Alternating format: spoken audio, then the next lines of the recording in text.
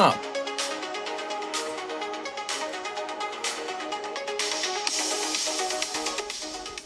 Huh, something has changed. Something's not right. What is going on here? Is it still streaming at 1080p? Hold on, we gotta test this. Is something... It looks good? Weird. Hold on, what's it streaming at? Quality 480? Take it to 1080. It seems fine.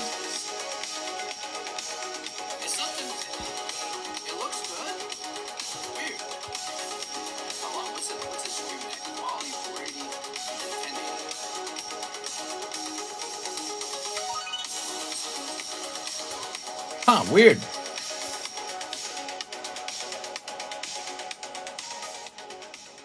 My screen has changed for streaming. It must have gone through an update or something. Very confusing.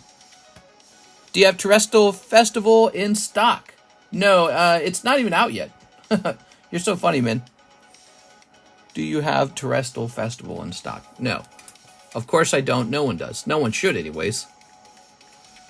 Alright, let's see. In fact, I don't even think it's close to the release date, right? Go ahead and pull this up. No, let's pause this. All right, pull that up. All right, don't worry, guys. We're putting the menu in. All right.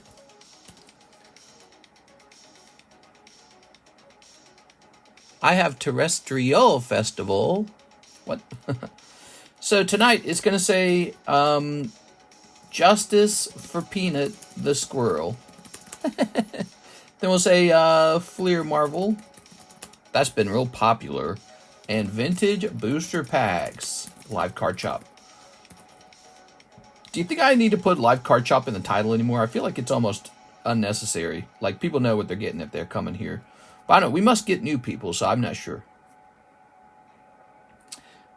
They found out who called in Peanut the Squirrel. I know, I saw that. I saw that. All right. Let's see. We're jumping over here to live. Let's go ahead and ping. Poor Peanut. We're going live for Sunday night. Yay! Sunday night, everybody. Monday morning. It's really more like Monday morning. All right. Good. Let me check my tags. I don't think I updated the tags. All right, we'll grab this. Yes, it is the Sunday nighttime stream. My eyes are very tired. Karis got a virtual reality headset, the new Meta headset, and so I gave it a try. I've been playing around with it before going live, so my eyes are like super tired. They're like so dry, like I'm rubbing them, but it doesn't help. Ugh. Yeah, playing the virtual reality headset definitely dries your eyes out. I think it's like eye strain or something. Election day is tomorrow. Whew. All right, so what shall I turn on? Give me this. Let's see.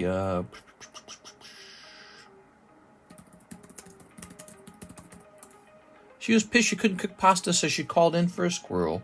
Is that actually what happened? Yeah, give us the details, like why she did it. Closing this. All right. I saw my computer is really struggling with the amount of tabs we have open. So, what's the price on that Fleer? I was going to move it to 16. It's probably going to sell out tonight, to be honest, the Fleer. Yeah, so let me update that. All right. How many people we got? 37 people? Okay, we changed it pretty early on. That's good. And, yeah, so we're already partially sold through our last box of it. It's almost gone. Okay, it looks like we have that Aaron Roach order came through, the $16 order. Perfect. We had a lot of fun yesterday with Fleer. Okay, we do have an order here from Hathim. 6 packs of OP9 for the Sunday stream. So, guys, before we get started with that, let's talk a little bit about what we got going on with our vintage product. This is the beautiful Jungle First Edition box. I'd really like to... Wow, it's so weird. My screen's all different. I don't like that. How do I go back to the old screen? It's like it's more narrow now. I don't know why they did that. Looks normal for you guys, but yeah, on my screen, the screen's different. I don't like it. I don't know why they did that. Huh. Maybe I need to reset the software. Grizzly Thought says, heck yeah, mister. She just said it was her right and that's it. She said for the hate to stop, but who knows who knows if it's truly her. She could just be claiming to be the one who called the squirrel in. Yeah, that's ridiculous, man. Send her to jail. Collector's Cash. So this one was from Collector's Cash. It was a premium price on this box, but I trust it's super authentic. That's why I like it. I have another box too. Actually, I thought about leaving this one like tamper-proof sealed and then cracking the other one open to make sure it's real. So, because I really suspect this one's real. Collector Cash, he had like cases of these apparently back in the day. But the other one, I bought it a long time ago, and I'd like to test that one out. But yeah, so beautiful jungle box. Put this away. That is the Jungle Break, everybody. If you are not part of the Jungle Break, you're missing out. The Jungle Booster Pack Box Break. You got to join that. In fact, I should push it more. We're getting closer to the end of the year. We started it, like around April or something? Might have been earlier than April. So it's time for it to go off. I know what's going on. I mean, we're just opening tons of everything else. It's not like sales are down or anything. Sales are... Ooh, there's that Oddish card, huh? The Oddish bag. Sales are quite good right now. Yeah, sales are... this week, sales are like super impressive, which is, I guess, what I'm used to in the October, November time period. But, yeah... We're selling everything except for, there's that mega break. We're selling everything except for this jungle sublist and this jungle box break. So much vintage, but poor. Elon Musk, Obi Pinatobi is amazing. She looks like that one kid would report everything in school. It's always a crazy looking person, isn't it? It's never someone who looks normal. It's always somebody who's probably having a miserable life and they cause a lot of problems for everyone else. All right, guys, so here's what we got going on here. That jungle box is almost done. Look how far along it is. So it's a halfway done box, and we need to get that jungle box moving. You can push the jungle box break by jumping into this jungle sublist, okay? This jungle sublist will move it along. It's a $40 sublist. Jump in there today. All right. Hi, it's Super Dan Kiwi. It's been a while. Hope you're doing good. You already read that. She looks like that one kid. Those Fleer boxes can have gold foils. Did y'all pull any yet? Not yet. It is beautiful Charizards. Aren't these nice? God, these are so pretty. Did you guys see my short? You have to watch the short. I made a short today, or yesterday night, I should say. It's more like Sunday morning. And I pulled this Mewtwo. How crazy. Of course, I was immediately accused of it being fake. I don't know why. He's got print line right there, sadly. He's going to be 9 or 8. And then we got this Togepi. The Togepi looks nice, though. Look at that Togepi. So the Togepi... if I'm lucky, the Togepi is a 9. It's got some silvering here. It's not perfect. The corners are just okay. They're like a 9.5. But anyways, yeah, if that Togepi came back 9, it's like $140. And if the Mewtwo comes back 9, it's like a $400 card. So just those two cards could be like $540 in theory after they're done grading. And then I got this Carvana, and we got all these to grade too. Of course, I'm checking the grade on these. These are all going to be 9 or lower. We're going to send these in too. These had some little issues on the edge, but I kind of ironed them out, and they're looking a bit more flat now. So I'm hoping that, I think that the Butterfree has a real shot at a 10. Ivysaur less so. Jigglypuff not at all. But if these two were 10s too, that'd be nice. Wow, there is something going on with the screen right now. Wait, I can't zoom. I can't zoom. You guys, let me close the app and open the app back up. I'm worried there's something wrong with the app. Hold on.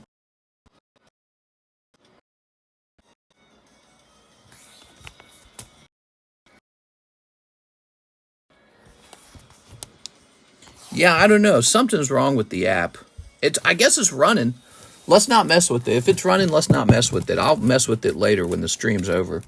The app's not working. There's no proof that Monica reported Peanut. Yeah, you have to be careful with that because she might just be claiming to have done it. There's no way to truly know who did it. She's just claiming. We are. All right, guys, for those who are interested in the Terastal Festival, we have a box break, pre-order box break. You know how those go? $15 to get in. You have a $15 chance for a whole box of Terastal Festival.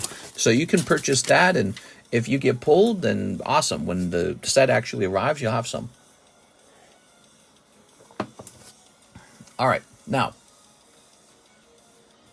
let's go ahead and get Mr. Hathim's OP9s. Where are my OP9s at? I got some music playing, but I can hear it from here, and I don't like it. All right. Was slated to testify against Boeing the following week. Who was? Who was slated to testify against Boeing? Peanut was slated to testify against Boeing. I get it now. Let's go ahead and change this music now. This music sucks. Let's see. Chilled 80s dark fantasy, synthwave, cyberpunk.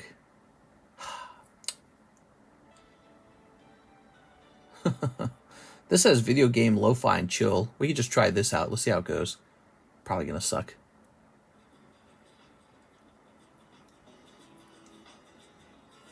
Nah. You know, it really sucks. It sucks when we are looking for good music and can't find it. Is it time to start playing Christmas music? You guys want Christmas music yet? We're in November now. Radio Cut Man. I like it when these guys who do like the live radios like have a really, really, really good rotation of songs, but they often don't. All right. That's great, short Mr. Crazy Pool. You know what I should do? I should retire from what I'm doing for a little while.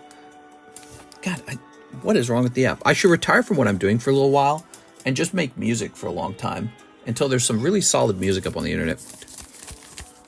I'll make like synthwave, chiptune, 8-bit video game music mixes. Perfect for like shopping. And I'll just upload those and then I'll come back. I'll come out of retirement and go back to work and I use my own music. You should play the Donkey Kong Country Super Nintendo soundtrack. No Christmas music. Play Mario. Silverlands. I should do a whole song with Silverlands instead of Silver Bells. So I'll do the whole song, right, and record it. And then we can play it. I'll use like auto-tune. So I hit all the notes. There you are. All right. Did you see the new 2024 Star Wars Chrome that came out 2 days ago? No, there's a new Star Wars Chrome. Hold on. That's relevant. Look, I'm looking for a new Star Wars product.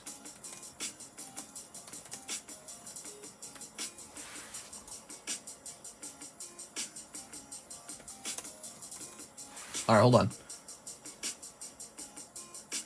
2024 Star Wars Chrome.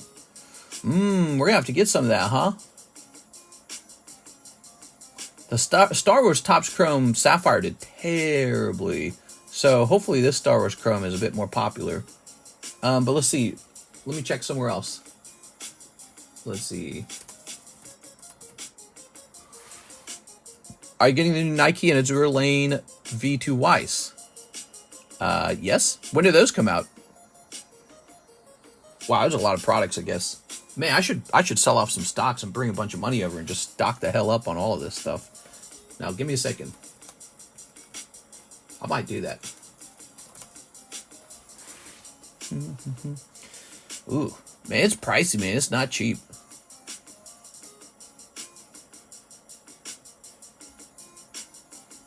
Let me click on this. Nike's in December, Azure's in January. Okay, so it's not quite there yet. Wow, the Star Wars Chrome 2023 is very cheap now. I'm tempted to get that. 2023 Star Wars Chrome. Forget about 2024. But see, I know why it's cheap. It's because nobody wants to open it now that it's old. People just want to open the very latest thing, you know? So what do you guys think would be better?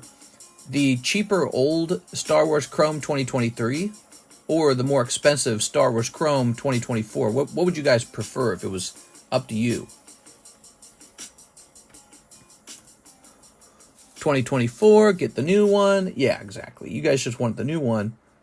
It's really expensive. That's all I can say. It costs way more.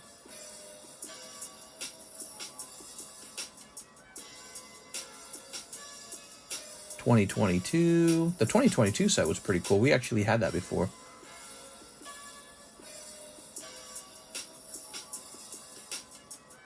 I'm sorry, guys. Don't worry. We're gonna start the stream. We're gonna start opening stuff in a minute.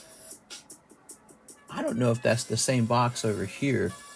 There's too many sets. Temla, you know how to contact me on Discord? Do me a favor, send me a picture of the new set, because I think there's a couple sets that released this year. Let me make sure we got the right one, because I see one with a blue face guy and a red face girl.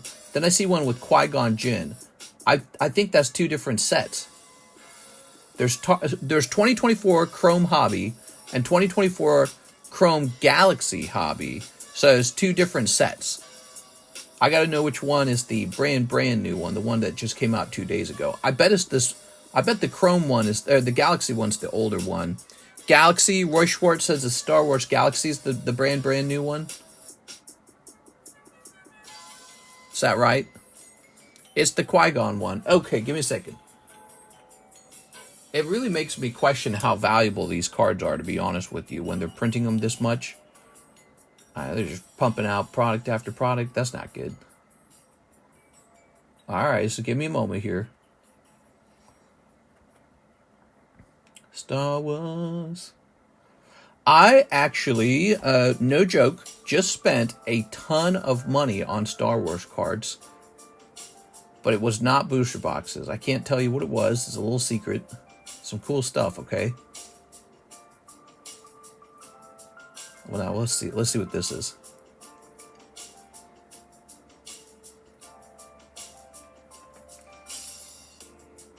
All right, so I'm bringing some over right away, okay, Mr. Temlet? The Anakin Invader cards are insane.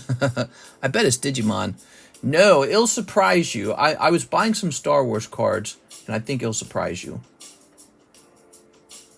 I was just spending money kind of willy-nilly tonight. I have that luxury of being able to do that sometimes. Usually because if I make a mistake, like if I buy something I shouldn't have, I can mostly liquidate it. But, so we were just buying some new stuff to test it out. Troy, it's official. I got a Hufflepuff beanie. I'm a real Hufflepuff now. Hello, mister. Congrats on the Mewtwo EX. Did you see that? That was crazy, dude. I can't believe that the pack also came with the Southern Island Togepi. I noted in the comment section, people were like, does this guy really not know it's Southern Island? Of course I know it's Southern Island. I recognized it instantly. When I was growing up, ooh, look at that. Hit them with the snipe. When I was growing up, that was one of the sets I owned, was the Southern Island sets. I had Pokemon, base and the Neo, and of course, Southern Island. It was one of my favorite sets. I had the Southern Islands Mew. So I knew instantly that it was Southern Island. I just didn't bother to say it because it didn't, I didn't feel like it was necessary to identify that way. But yeah, Southern Island Togepi jumps out, and I'm like, wait a second. If that Togepi could grade 10, that would be a massively expensive card because the English ones don't grade 10. I looked it over. There's a half print line on the lower end of the card, and the back of the card's not perfect, and there's silvering on the edge. I'm anticipating hopefully a 9. It could be an 8, though. Could be an 8. I don't think it would grade 10, though. That's the sad part.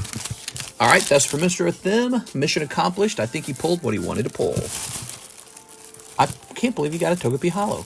Yeah, so we pulled a Togepi Holo. It's like a free card. Here's the best part. I got that, whatever you want to call it, third-party blister, pretty much for the same price as a regular booster pack of Ruby Sapphire EX. So I just saw it and I was like, that's not correctly priced. So I ran off and I bought it. And I said, you know what? This is going to make fantastic content because people want to see this.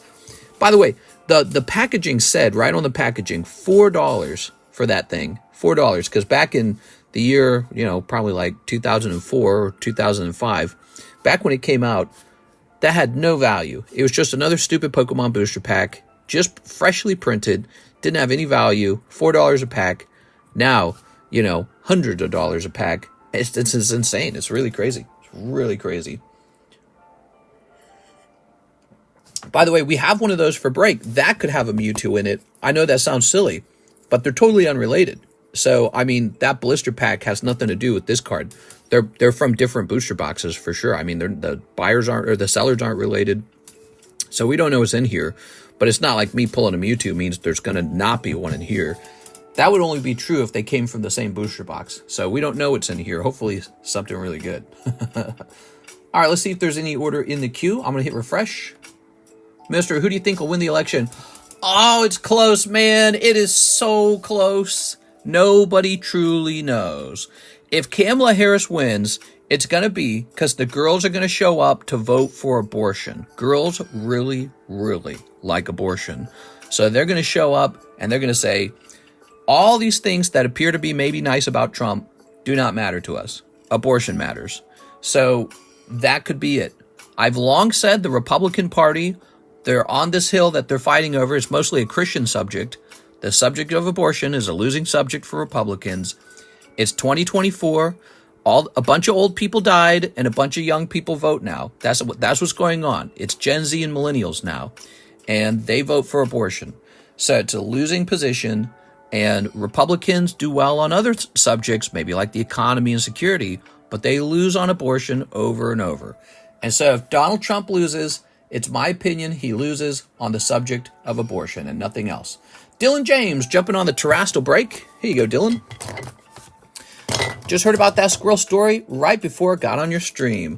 Rip Peanut the Squirrel. This episode in memory of poor, beautiful Peanut. I actually went and watched some of the videos. Of course, it makes sense that he's such a popular little squirrel. He's very cute. But I have something to say about that subject, too. So apparently what happened was when they were extracting the squirrel, they got bit by the squirrel. And so there's a couple ways to deal with that. And one of the ways they deal with it is by cutting the squirrel's head off to test for rabies. And so they got to make sure they don't get rabies. Here are my thoughts on that. Okay, why would they need to kill the raccoon too, though? They killed the raccoon as well. So they didn't just kill the squirrel, they killed the raccoon. So the squirrel bites them and they kill both animals. And here's another thought. If you get bit by a squirrel and it might have rabies, you can just put the squirrel in a box, cage, and then just go get your rabies shots, which nobody wants to do that because it's expensive and painful. But, you do what you got to do, right? Like, let's say you cut the squirrel's head off and you test for rabies. It's not like you're not going to get your rabies shots. You're still going to get your rabies shots. So here's my actual theory. They got bit by the squirrel, and they were so mad that they got bit by the squirrel that they said, put him to death. That's what they really did. I think they didn't like him. Remember, they made him sit outside his house. They questioned his wife's immigration status. I think they didn't like him. They probably fought with them. And they decided, because you made our life difficult and because your stupid squirrel bit us, I'm putting both your animals down. So I think that's what really happened. I think it was basically pet murder, but they get away with it, I guess. So it was pet murder, in my opinion. I don't think it was your squirrel bit us. I guess we'll have to euthanize your raccoon. I don't think it was, makes no sense. It's illogical. So I think they were doing some animal murder. So that's just really unfair for the guy. Mr. Rabies is not a joke. I agree. Rabies is not a joke. That's why I'm saying if you get bit by the squirrel, you're going to get your rabies shot. Either way, you're going to get your rabies shot. And then you can cut you don't have to, but you can cut the squirrel's head off and test for rabies as well. But why would you need to kill the raccoon then? The raccoon should get to live. No, you get to kill them both, right? So they didn't like him. That's what's going on. They didn't like him, and they said, put both these animals down. Is Marvel Fleer still available? Yes, let's get that Marvel Fleer out. So, guys, this was the popular item yesterday, and it was selling so fast, and I'm almost out of it. These are those Marvel cards. They are $16 a pack. This is all I have left. Very popular. Here they are. All right. First Harambe, now Peanut. I think Peanut and Harambe are definitely in the same class. In fact, Peanut might be a bigger deal than Harambe. I'm not sure. But I shouldn't say that because, because I don't want to, I guess lower the value of what happened to Harambe, the significance of it. So Harambe passed and Peanut has passed now. Harambe was sad, but I kind of understand Harambe. Peanut the Squirrel really makes no sense to me. I think what happened to Peanut the Squirrel is atrocious. Men need to get out and vote. Yeah, if men don't vote, the girls are going to win. It's a boys versus girls vote. I mean, there's a chunk of men voting for Kamala Harris, and there's a chunk of men voting for, a chunk of women voting for Donald Trump.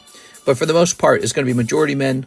It's going to go over to Trump, and majority women is going to go over to Harris. So it's a boy versus girl kind of election. I kind of get it. First female president. That's cool, right? First female president. So yeah, I totally get that. I don't know if she would be such a great option. I mean, I feel like if I was a girl voting for the first girl president, I'd be a little bit worried. that she is a bad representative. So I'd be a little bit worried about that. I'd be like, well, yeah, we can have our first girl president, but not her. She's like a drunk aunt. She has trouble talking. All right, guys, send those orders in. It is Sunday night, by the way, one of the slowest nights of the week. PDX says she's not the first. They were important martyrs for the animal rights movement. Who was this peanut? It was a little squirrel. Very cute. Very, very Segoy. Here we go. We have an order from Jacob Friedrich. Yeah, if I was a girl voting for a girl to be president, I don't think I'd want Kamala Harris to be the one. I'd be like, let's try again next time. Because she's going to make us look bad. Because remember, if she wins, now she actually has to do a good job for 4 years. Like we were talking about that about Biden 4 years ago. When Biden beat Trump 4 years ago, I was like, all right, Trump loses, Biden wins. I was like, now Biden needs to lead us to prosperity. That's why I said back then. Because I didn't like Biden. I thought Biden was going to suck. My argument for Biden back then was that he has dementia, which was completely true. And overall, it has not done well. The world has gotten less safe, less stable, closer to World War III. The economy is not doing way better. Inflation's completely insane. Here we are. You ready? People are still dying of fentanyl, like 100,000 per year. I think it's more than 100,000, isn't it? All right, you ready? Mr. Jacob. So I was not a Biden fan. I have a lot of respect for him. He'd been in politics for a long time. I voted for him when he was vice president of Barack Obama. But I saw he had dementia. I'm like, you can't have a dementia president. That doesn't make any sense. Whoa, we got Shatterstar. Look at Shatterstar. Now you have Kamala Harris is the next round. And there's many, many videos of her struggling to talk. And that's the primary job of a politician, is to talk. That's your number one job, is talking. Talking smooth, like butter. And she just can't. I don't know why. But it tells me that she got into that position of power not through skill. She got in because she was picked for being a woman and for being a woman of color. That's what Joe Biden said he was going to do. That's what he did. And then she wasn't voted on to run against Joe Biden either. When she ran her primary, she lost. She was one of the first candidates to leave. No one voted for her. But so she was chosen by the Democrat leaders to take that position. So in my opinion, it's very much like just a DEI hire, not a hire based on skill. Ooh, you're getting a hollow, man. But she's had an opportunity to sort of like prove herself, right? Like she's been vice president for a while. She's had practice. She's had power. She's had maybe confidence. You know, you gain confidence if you have practice. And no, she just has gaffe after gaffe after gaffe of a struggle with speaking. And so she's as bad as ever. And I really don't think the country would do well under her. Look at this war machine. Ooh, very nice. So anyways, she's running. And I think the girls are going to vote for her because first female president. I get it. Very cool. I totally get that. But again, if she wins, and it looks like she could, and it looks like she very well could. Trump might lose tomorrow or whenever we learn, a week later, I guess. Trump might lose. And if she wins, she now has to do a good job. And if she does a scuzzy job, I think men in America are not going to vote female pretty much ever afterwards. They're going to be like, no way, dude. So she has to bring us prosperity, and she has to end the wars in the Middle East. And she has to defeat Putin or get Putin to go away and stop Iran from, being Iran. And our country has to do well. We have to export more goods. People have to grow in prosperity. All those things have to come true. And the national debt can't indefinitely climb. All that has to be stopped. It has to be reversed. So that's her job if she gets elected. And I don't feel, my gut tells me she's not going to do it. She's not going to manage. And then, so if she fails at that, I think whatever election comes next, there's just no way Democrats hold on to power a third time in a row. If she wins the next round, it will probably be conservative. And I think the country will already have lowered its quality of living by then and changed dramatically. She wants to keep everything going. She set a terrible precedent as first VP. Minister, have you thought about getting the Bear Walker Charizard? Bear Walker. Minister, her job is to export guns and ammo. That's all her job is. She won't stop anything. She could be a good president, by the way. So, we're all kind of like skeptical of her, maybe very negative, maybe biased. But she was not the president. Joe Biden was the president. Could just be the case that he was a bad president because he has dementia. Okay. And maybe she's got a bad skill at talking, but she's great, by herself in a room with a notepad. Maybe she's really good by herself. So those two things could be true. Like maybe the Biden administration sucked, but she didn't. And maybe she's smart. She's just terrible at talking. So maybe she turns out to be a really good president. You have no idea. Or maybe she's just like a sock puppet and the Democrat Party controls her like a sock puppet, but the Democrats, as overall, they just do a good job. So all that's possible. But so if she wins, we have to wish her luck because, we're living in this country. And I hope she does a good job. She's got a very good chance of winning. Trump does too. It's very closely tied. It's going to be either one of them, but it is so tied right now. From all the early voting and the polls, it looks to be extremely close. And the people who are doing the betting, they have it very close. The bets are very close. So it's looking like if one of them wins, it's going to be by the term is the skin of their teeth. And both sides are biting their nails right now. Here's Arturo Perez. Put me in the Tyranitar break. Hell yeah, dude. It's a great break. She's a liar. I can tell she's a very angry lady. I don't know if she's a very angry lady, but again, she strikes me as sort of like your wine-drinking aunt. She doesn't strike me like she would love fighting with Putin and Xi Jinping or whatever his name is. And in those cases, you would have to actually produce real results or, just be in a weaker position as a country, as a trade partner, as a military. She actually has to do a good job. I think if she gets into power, places like Iran, Putin, and China get more aggressive. That's my theory. I think they're scared of Trump. I don't think they'll be scared of her. That's my theory. It's just a guess. I could be wrong. Maybe she'll come out guns blazing. She'll be like, look, dear Mr. Putin, yes, it's true. I'm terrible at speaking. But guess what? I'm just going to let the military generals make all the decisions, and they're going to ram this big stick up your butt. So, have fun with them. Here's 7 of these. Who knows what she does? Who knows? All right. 7 of these. Maybe the generals will just be smart. All right.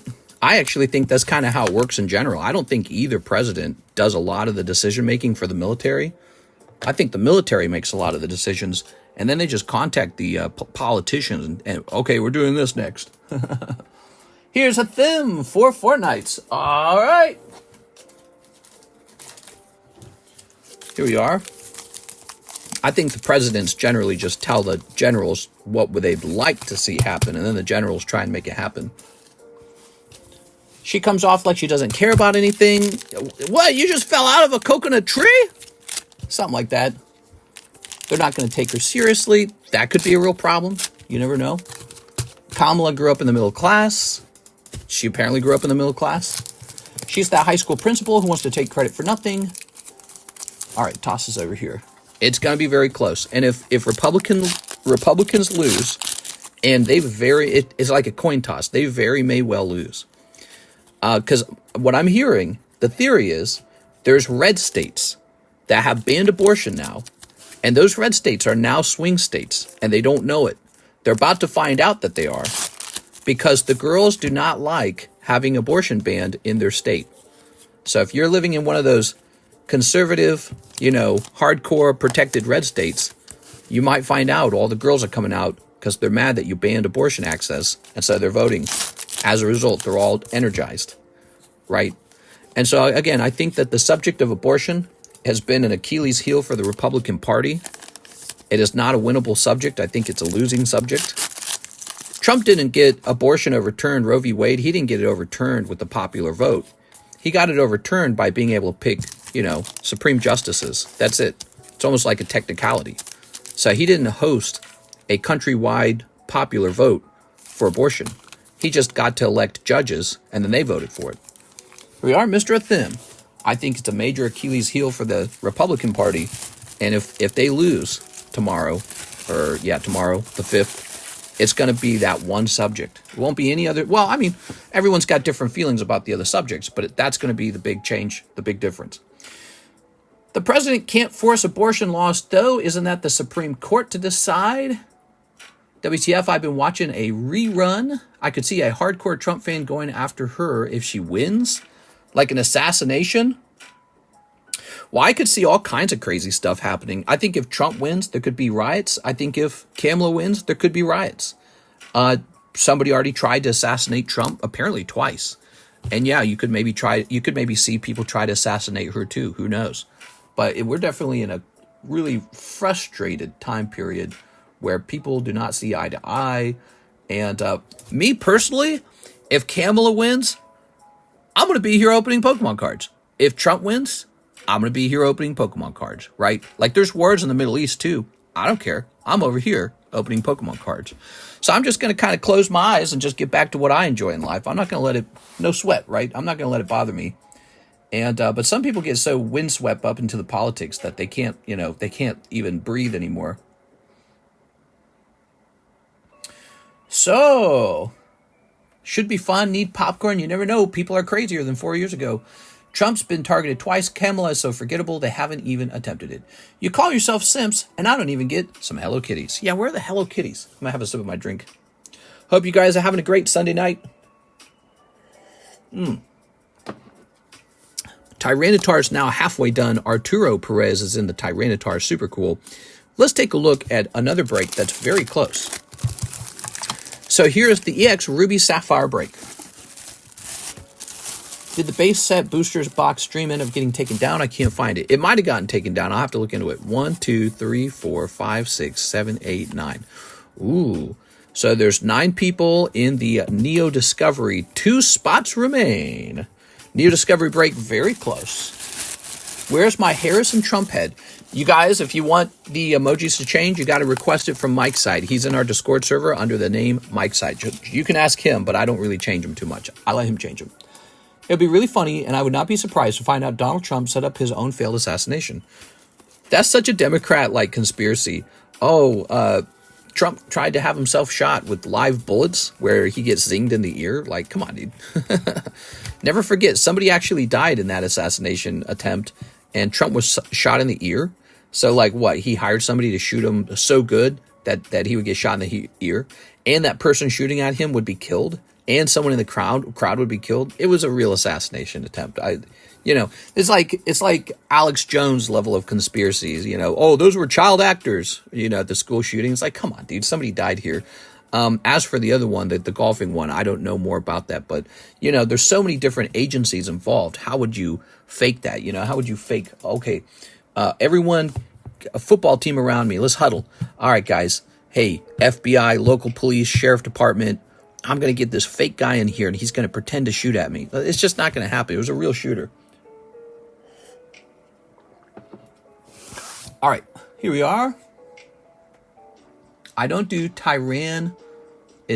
Hey, I don't appreciate that. Here's Anthony's Denardi, 5 Cardos DBZ.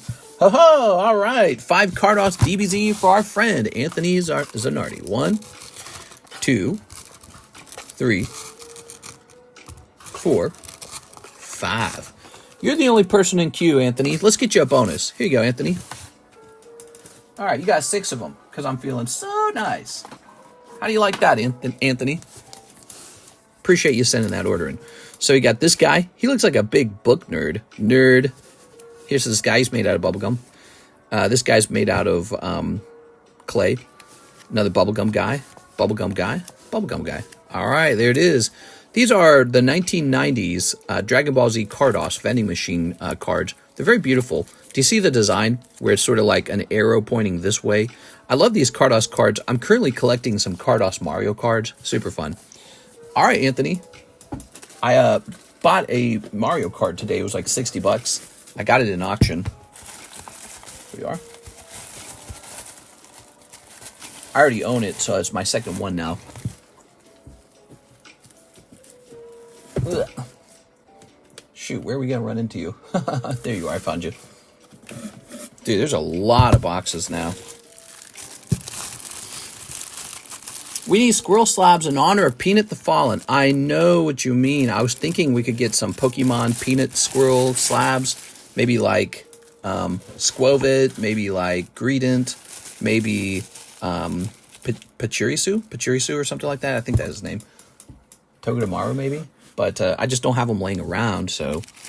Okay, here is recently priced Wiggly Tough Cardos, $70. That is the correct price. That was just priced. I think I had one of these before and it sold. There it is. Gradient would be perfect. Here's our pincer, Pop 8. That's a Spectra Tops Chrome card. Lovely.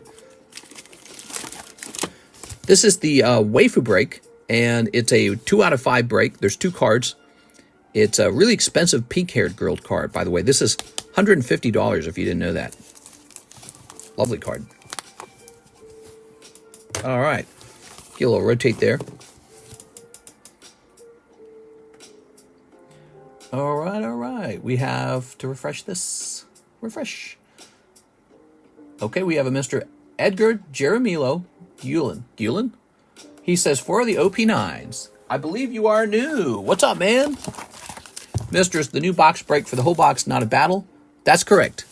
So this is for a whole box, and it's a pre-order, is essentially what it is. So if you get pulled out of here for $15, if you get pulled out of here, I'll write down that you own a box, and then we start the next round.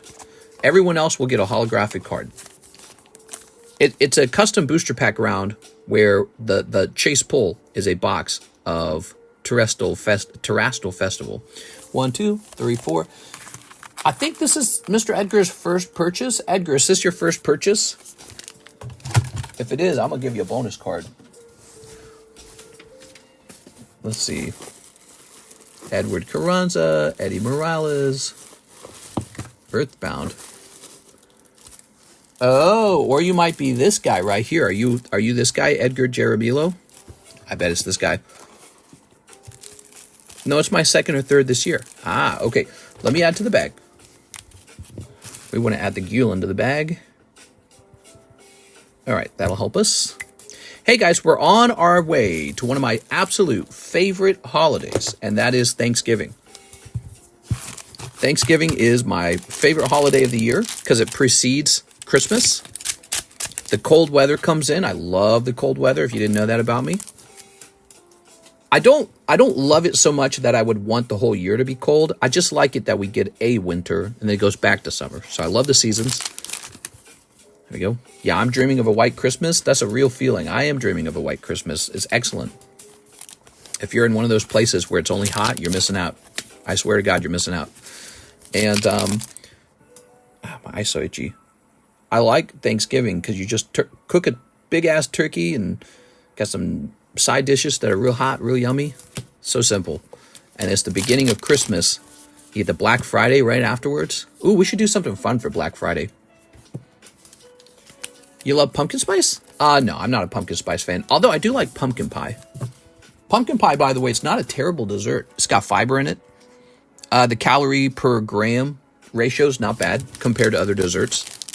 However, once you start putting the Cool Whip on it, you got to have Cool Whip on pumpkin pie, then it becomes a really heavy dessert. So if you just eat a slice of pumpkin pie, no Cool Whip, not a bad dessert. In terms of health. In terms of flavor is a different question. All right. I was freezing my ass off in bed before work. What will you give me on Thanksgiving? Well, if you're here, you get a plate of turkey. Do you review boxes, bags for possible grading? I 100% do that. Yeah, if you go over to the extended menu, often known as the secret menu, under here at the bottom of it, I think. Yeah, TCC grading. Pre-grades, $10, I check your hits, $5, I sort your bag. So you can choose the sort bag or the pre-grade. With the pre-grade, I'll pre-grade up to 10 cards for you.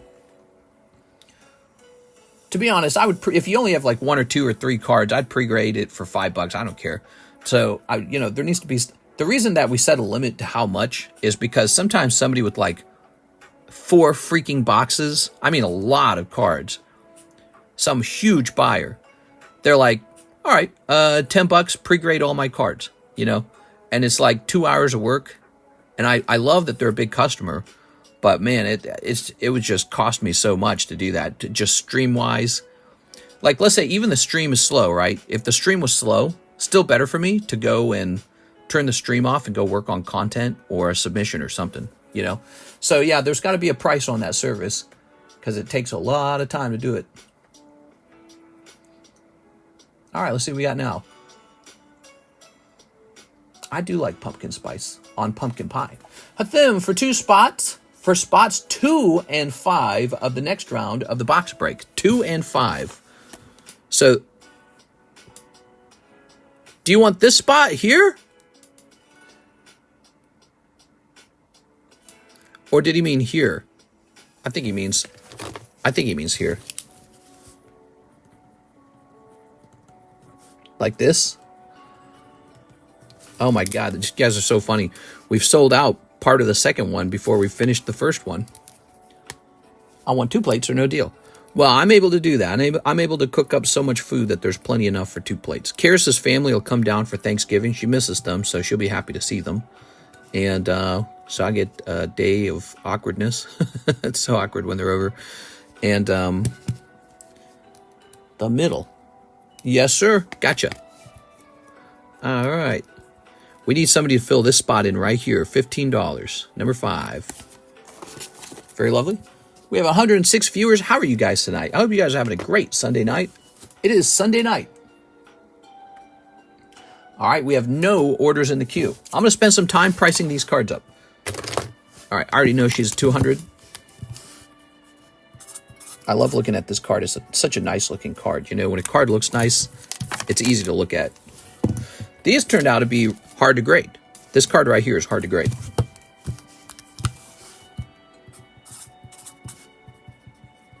Okay. We've got Bayleaf. We should do something special for Black Friday. Mr. having a special discount on Black Friday, right? Well, it can't be that extreme. You know, it's like, you know, when you go to like a car lot or something, yeah, they might have some kind of Black Friday sale of some sort, but it's not like they're giving the cars away half off. So that's kind of how cards are too. They're so hard to restock. There can't be some insane kind of giveaway, but maybe there'll be something, you know, something fun. 25% off slabs. Ready? Mail me some sweet potatoes, double ziploc that bad boy. Here we are. I tend to do a couple basic dishes.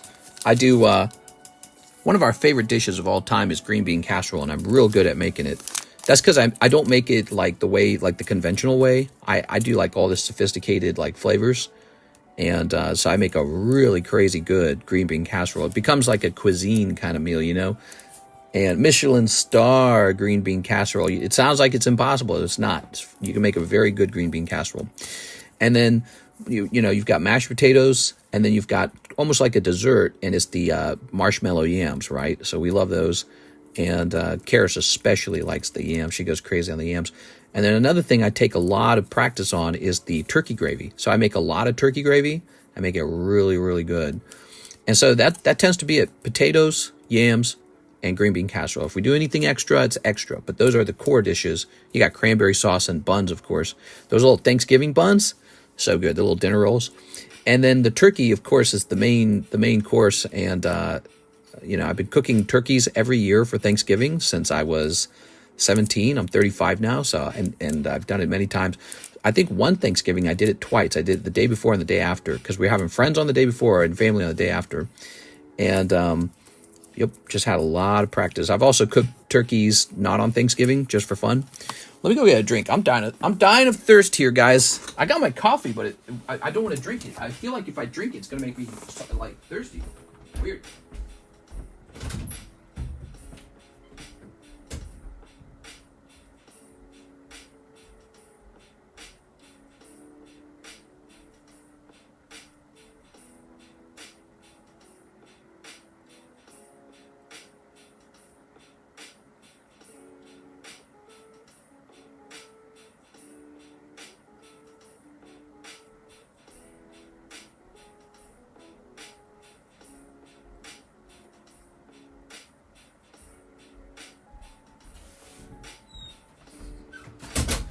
All right, I am here.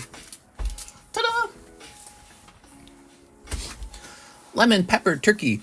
I do the whole butter under the skin trick that they always show off, but I do a second trick. I do like a bacon, what do they call that on a pie? Like lattice or something like that? I do like a bacon lattice above it. Okay, you ready? Ethan Haas, 2 packs of Hello Kitty. Ooh. Meow.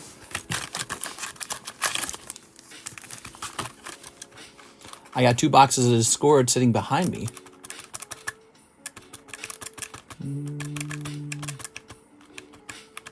Boxes of Discord going for 800. Oh my god. Crazy. 2 Pokemon art box stickers. Okay.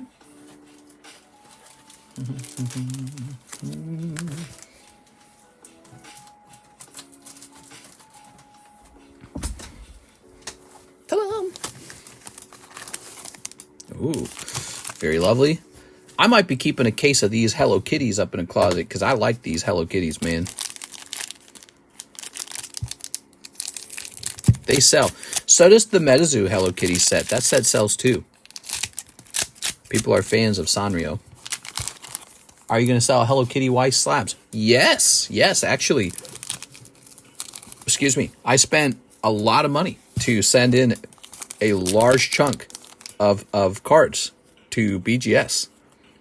And so I have a lot of cheap, simple Hello Kitty cards grading with BGS. And they're going to come back probably a bunch of 9.5s, probably a couple pristines, and then hopefully a handful, if I'm lucky, a lot. Hopefully a handful of black labels. So we're gonna send all those cards in. And we're gonna get a couple black labels, and we'll try to liquidate the cheap ones cheap, and the pristines will be normal price, and the black labels will be a premium price, and hopefully the good ones get black label. I sent so many, and they're a Weiss product too, by the way. So I sent so many. I hope we get lots and lots of black labels. But we might just get 1 or 2, because that's what they seem to do. I actually don't know how they calculate black label. Because to me, so many cards, you could argue, are black label-ish. Especially when the cards are printed as perfectly as they are with Weiss Schwarz. So, who knows what happens. But we'll see. Chance for black label is really fun. Ready? Koro Kukirin. Ooh. Very nice. You got Koro Kukirin. Hope for the best, but expect the worst. Yeah, I know. But, they're this fresh, right? Just printed by Weiss. And Weiss is so good with their centering, and they're so clean. So, I think we'll get plenty of pristines at the very least. I think we'll get plenty of pristines. Yo, these cards, I remember these from more than 25 years ago. Yeah, the Pokemon stickers, pretty cool, right? What's up, Super Gamo? Super Gamo? I called you Super Gamo. Super Gamer. You know what happens? I see your name, and before I read your name out, I start reading what you're talking about. And so you got yo in front of your first sentence. And so my brain just, maybe I'm getting dementia, I don't know, but my brain just blends your name and the sentence together, and then I mispronounce your name. Here's Ethan Haas. Either I'm getting dementia, or early dementia, or I'm getting lazy, one or the other, or I'm trying to read too fast. Let's see. Probably dementia from all of the fumes in this room from opening cards. Pokemon card fumes. Dude, what if that's a real thing? Wouldn't that be crazy? I've thought of that before. Like the people who work in the nail salons, they get cancer, it turns out, because the nail salon products are all made with toxic materials.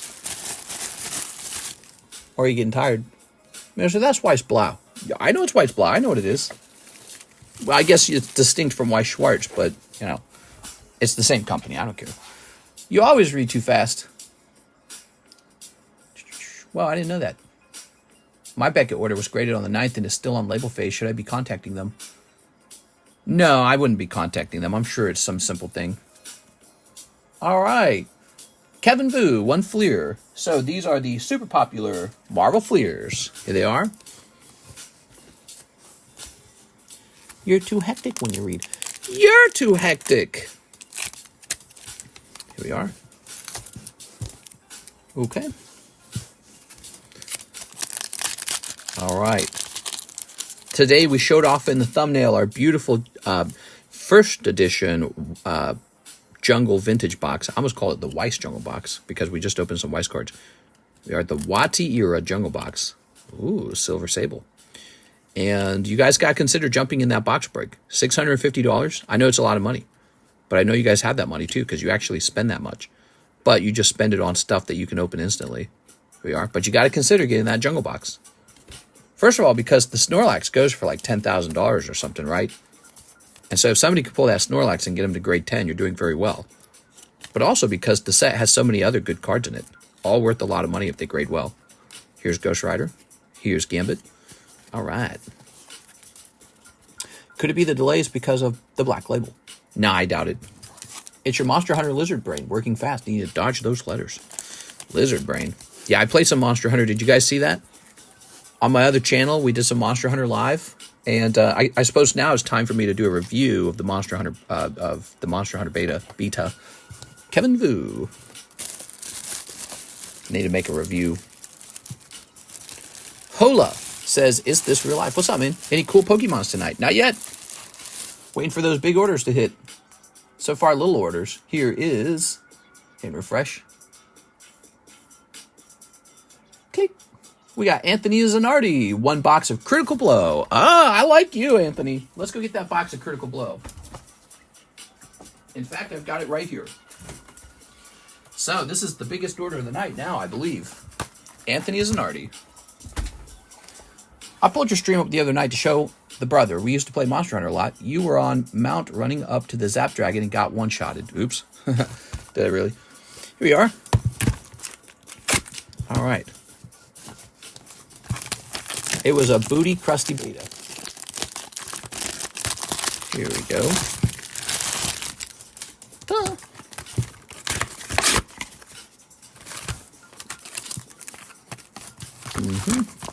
Cell match.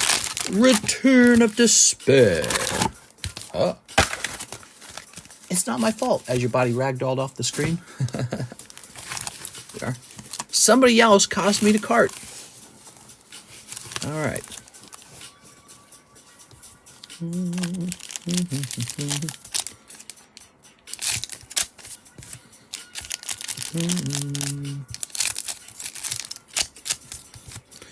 Snipping this, snipping you, sweet snippy dice, do do do.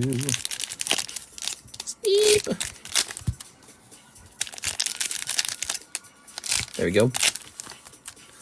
All right. All right. Ta-da! Tell me some of your Thanksgiving traditions, everybody. We are now 20 days out to Thanksgiving. That is really not a long time. Thanksgiving's around the corner. Tell me about your Thanksgiving traditions. When I cook Thanksgiving dinner, I always run the Charlie Brown show, Charlie Brown Thanksgiving. I always. So I'll play it maybe a couple times if necessary. And so that's always playing in the background. That's the rule. Cook dinner, Charlie Brown Thanksgiving in the background. And then another popular TV show movie, The Iron Giant, right? Because they released it after it did poor in theaters.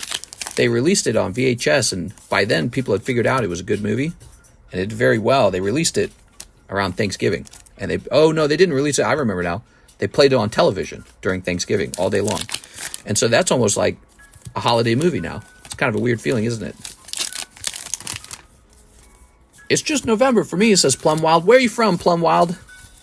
Thanksgiving's an American holiday. You gotta come over here to America and come celebrate Thanksgiving with us.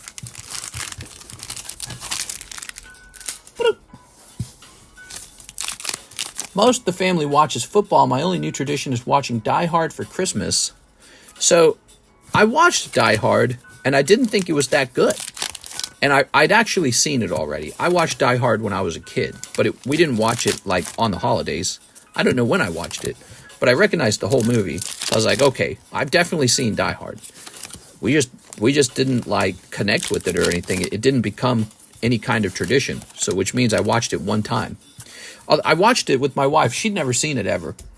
And scrutinizing it as an adult, I just thought it was okay. I didn't think it was amazing. There were a lot of funny, like, stereotypes, like the whole your wife disses you, and then by the end of the movie, she's like, I'm Mrs. Durkinson. You know what I mean? She's like, that's my last name, the same as his, because he's awesome. Like, what are we trying to say? Your wife's going to diss you unless you kill, like, a terrorist group. Like, oh, wow, now that you're strong and brave, now I want to have your last name. That's very maybe typical of the 90s, I don't know. But there was like the German bad guy, you know, that was another thing. Like they're always doing that kind of stuff, like German and Russian bad guys. Silly American. You go, I stay. Collector's crying already. Dude, the first time my wife watched that scene, she was bawling, dude. Well, she wasn't bawling. She's the type to kind of hold the tears in a little bit. Like she doesn't like to cry in front of everyone. But you could see her really fighting it, right? Like she was all like, ah. Yeah, so that scene got her good. Just got into a stream group that watches holiday movies a few years ago. Been fun just chatting with watching specials. A stream group that watches holiday movies. There we go. Americans give thanks to the Brits. Oi! We are. All right. Snipping this. Thanksgiving is officially Indigenous People Day. All right. Okay. There we go. Throw this away. Boink. All right. Here's Janemba. Unapproachable Power. That's why I watched that. I bought a vampire motorcycle film. A Christmas Story is a must. I don't know. I've seen it a couple times. It's so boring, dude. Listen, what's my favorite Christmas movie? Well, easily Charlie Brown. Charlie Brown comes to mind instantly. Charlie Brown. And then Elf is okay. The one with Arnold Schwarzenegger. What's that called? Jingle All the Way. That one's good. That one's really good, actually. Yeah, Jingle All the Way is pretty good. There's what's his name? Who's the Home Improvement guy where he turns into Santa Claus? That one's okay. We actually rewatched that. Well, not me. Yeah. Actually, for me, I was rewatching it. She was watching it for the first time. What was the name of that one? Elf is trash. Well, the problem with the problem with the Elf is it got played too much, way too much. So the problem with it is you've seen it a million times. Tim Allen, thanks. Yeah, I don't remember the Santa Claus Jingle All the Way. I don't remember the name of that movie, but it was always a fun movie. That was a fun movie, fun holiday movie. Ooh, Janemba. Holiday movies are really important, I feel. Oh, Broly, SPR. Ah, it's an SPR. Ta-da. I remember watching the Charlie Brown special and Home Alone a lot on Thanksgiving. Yeah, there's a Thanksgiving Charlie Brown special, and I love it. I don't know which one I like better. I don't know if I like Charlie Brown Christmas or Charlie Brown Thanksgiving better, but I think I like Charlie Brown Thanksgiving better. Charlie Brown Halloween as well is fun, but I think the Thanksgiving one's my favorite. I love the scene where Charlie Brown is cooking in his kitchen, and it's just buttered toast and popcorn. And he's talking about how he doesn't know how to cook anything. And, and Snoopy gets into the fight with the chair and all that. It's a fantastic, fantastic scene. The way Peppermint Patty imposes herself, like, we'll be right over for Thanksgiving dinner. Well, she shows up and they got, popcorn, pretzels, and buttered toast. And she's pissed off. It's so funny, dude. It is really funny. We are. I might have been a bit of a Peppermint Patty personality type. I was either her or I was Lucy. I don't know. Actually, I might be Lucy. Lucy, she was a bit mean, right? I'm definitely Lucy. She had the whole psychiatrist 5 cents kind of thing going on. Definitely Lucy. She cares about real estate. Here's Anthony. I don't know what type of personality type that is, but I think I have it. There we go. And Karis is probably Linus. She likes blankets. Here we go. Oh. I want to be a kid again. I'm pissed. You know, Anthony, your box is so full, I'm going to have to double box it now. So how are we going to do this double box? Well, I know what we're going to do. We're going to grab this. Home Alone was done so well. The moment of being alone finally wears off. And the kid feels so sad, alone for Christmas. Then the family bursts in. The music swells. I don't know. I did not love Home Alone. It's definitely a classic, though. So you see it playing, and you know it's Christmas time. So it's a classic, but I did not love Home Alone. I think it's because, for me, the bad guys were too, fake, Like, the bad guys, they're right behind me. Zoinks! That kind of comedy, it just doesn't work for me. Even when I was younger, I was like, I don't know, dude. You know, that kind of comedy. They were too cartoonish, to the point where it was unenjoyable, maybe. Caleb Ibarra. Here's Ronaldo Salazar. National Lampoon Christmas Vacation. Oh, that's a classic. That one's actually very, very good. Yeah, Lampoon's Christmas Vacation is good. Definitely. We've watched that one a couple times over the years together. That one's very good. All right. Let's see. Hit refresh. Dude, the National Lampoon's wife, why is she always so smoking hot? She's obviously an attractive woman, right? There's a lot of attractive women in movies and TV shows, but there's something about the dynamic between her and her husband that just makes her way hotter. I don't know what it is. She's like this hot mom person. I can't describe it. She's like Jesse's mom has got it going on kind of hot. You know what I mean? Here we are. Look at this. Darth Vader. The mom from National Lampoon, smoking hot. Trying to find the full uncut National Lampoon is a pain. They constantly cut segments for TV. Mom, you say? Also, there's the lingerie girl in the mall scene. That, when I was younger, that blew my mind how sexy that was. It's almost like the show has a really good sense of build-up for, like, sensuality. Very funny. My family loves The Grinch with Jim Carrey. I'm like, bleh. I never watched that whole movie. I just can't make it through. He starts doing his acting, and then I go, I gotta click off of this, like right now. Gotta click off of it. It's terrible. But I've never watched it from beginning to end. Maybe I'm the Grinch. Chris Vales. He says, Japanese OP5 times 4 and shipping. Okay. OP5 times 4. I'm new. I don't have a bag. Nice to meet you. Da-da-da-da. And these.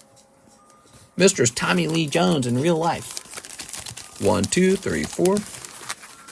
Now, Chris Vales, did you really want to ship, or were you just prepaying for the shipping? There we go.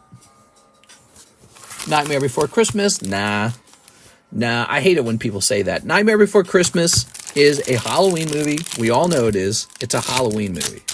And everyone says, yeah, but you can watch it for Christmas. No, you can't. It's illegal. Terrible. Tommy Lee Jones could not stand Jim Carrey. Wait, let me look it up. Who's Tommy Lee? I don't know who that is. Tommy Lee Jones. Oh, sure. He's cool. He's in No Country for Old Men. Fantastic movie, by the way. He was also in Men in Black. The first movie, Men in Black, was really, really good. I have very vague memories of the second movie. I watched it, but I must have forgotten all of it. I completely forgot about Home Alone. Absolute classic. Must be played during Christmas. They always have it on TV, but for me personally, it's just like, it's like, eh. Actually, I guess over the years, everything turned into streaming. And in a way, that's sad because back in the day, you had like, public television would turn on all these, Christmas movies. And you'd get the Christmas holiday commercials. Oh, man, that's a feel. I want to go back to it. You'd have Home Alone playing. Maybe you don't even want to watch it, but it's just on. So it's just playing in the background. Everyone in the house making a bunch of noise. You got Home Alone playing.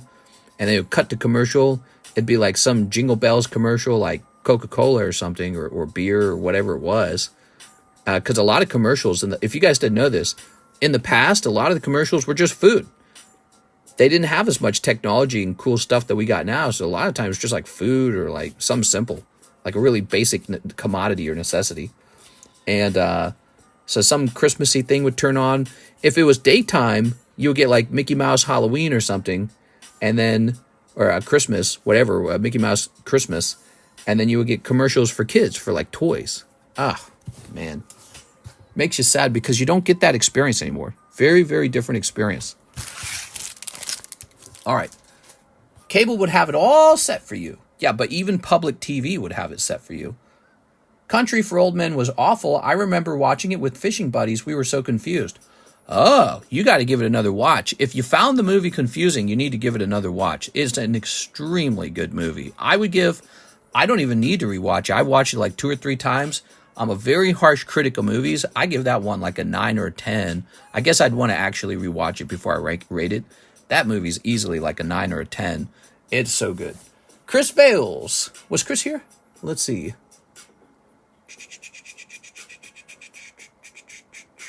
Let's see. Okay, he didn't answer whether or not he wanted to not... You sure you want to ship this? It's just these 4 cards. Chris Bales, I can create a bag for you, and you can add to the bag and ship it later. How does that sound? You only got a couple cards here. Here we are. No Country for Old Men. It's important you understand what's going on in it.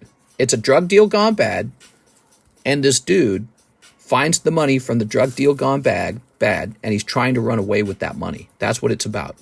And this guy is hunting him down to retrieve that money. So he's on his way to retrieve that money. The money's got like a tracker in it, right? So he can't figure out, like, how's this guy keep finding me? He tries to escape to Tijuana, but the bad guy just keeps tracking him and tracking him and tracking him. And then Tommy Lee Jones, he's like an investigator, you know, tracking this bad guy, sort of, kind of tracking the drug dealers.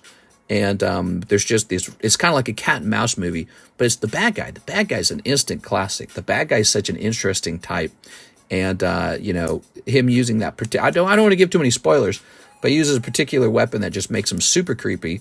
And he's so, like, there's just this sort of like grittiness to his desire to finish his job. It's really, really fun. And he's a bit philosophical too. So he waxes philosophical, which makes it fun as well, I suppose. Here we are. Okay. I'm going to rewatch that movie now. I'm going to rewatch Old Country for No Men. No Country for Old Men. Here we are. I don't want to spoil the movie. For anyone who hasn't watched it, I don't want to spoil it. But I want to talk about it. Like, I want to talk about why the movie's so good, but I don't want to spoil it. So I won't talk about it.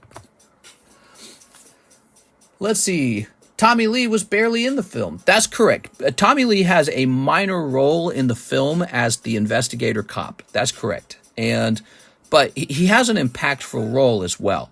Because it's sort of like, you know, it's sort of like his nature, where he's supposed to retire very soon, right? Sort of saves him.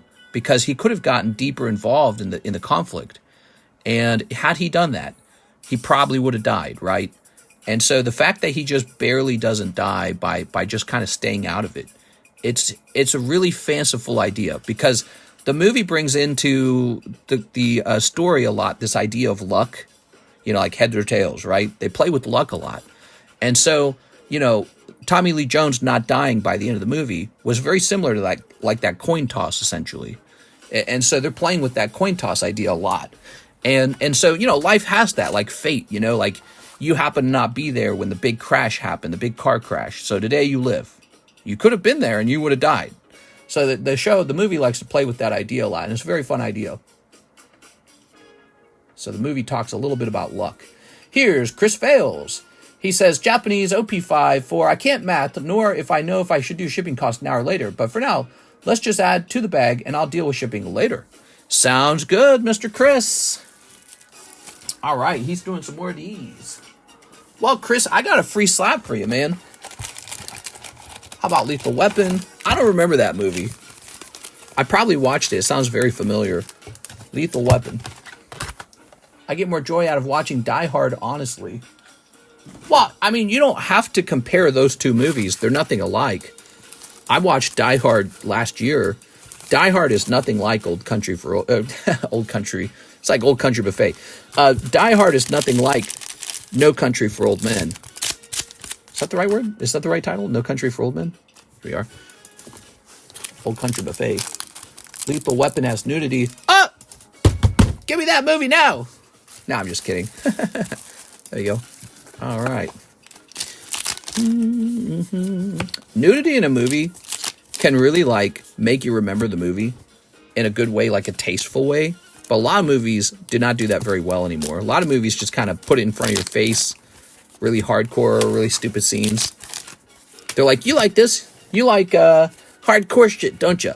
Right? A lot of movies are not sly with nudity. You got to do it just right. It's got to be tasteful. It's got to be tastefully done. And a movie that was already made for adults, so kids are not watching. I can't stand when they have like a movie where there's like a little bit of electricity between two characters, a little bit of chemistry, And boom, they jump to a sex scene, like cut. Like there's no transition at all. It's just cut straight to a sex scene. You know, that sound's going off in your ear and you're like, what is this? When did I start watching the hub? Like, I just want to watch the movie. I don't like it when movies do that because if I actually wanted to see naked women, they're everywhere. They're all over the internet. Anyone can watch naked women all day long. When you go to a movie, you want it the movie. You want this movie experience. So when movies don't do sensuality well, it drives me nuts, dude. It drives me nuts. All right, here we are. Very nice.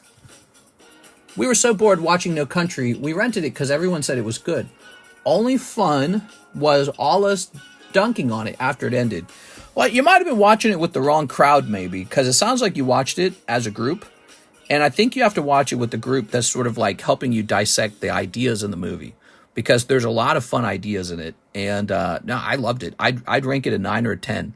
Way better than Saving Private Ryan. That movie stunk. There was a recent study that showed the vast majority of young movie watchers dislike sex scenes. You know, it's funny, Matthew. I think you and I must have read the same article, and I so strongly agreed with that. Like, if you want to ruin a movie for me, add a sex scene that didn't need to be there to it. It's like, oh, God, dude. Am I supposed to like the movie now? Tits, vagina?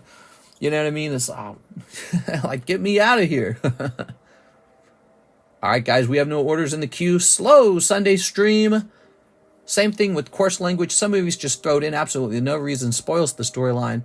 Well, I don't know about the coarse language. That one I don't notice as much.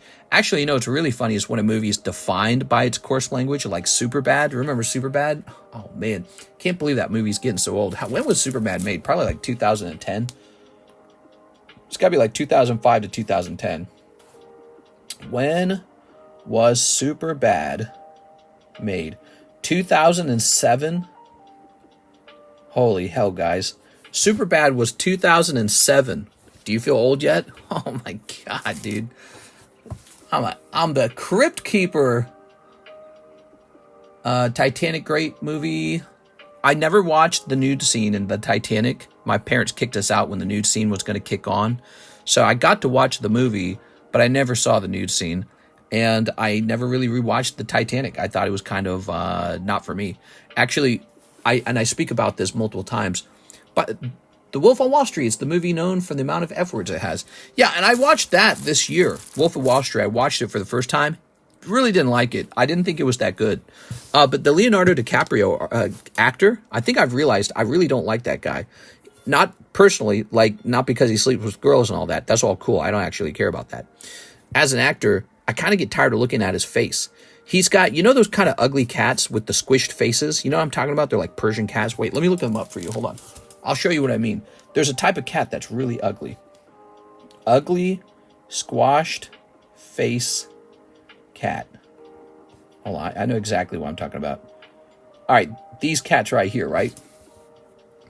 Ugly as hell, right? Leonardo DiCaprio looks just like an ugly cat.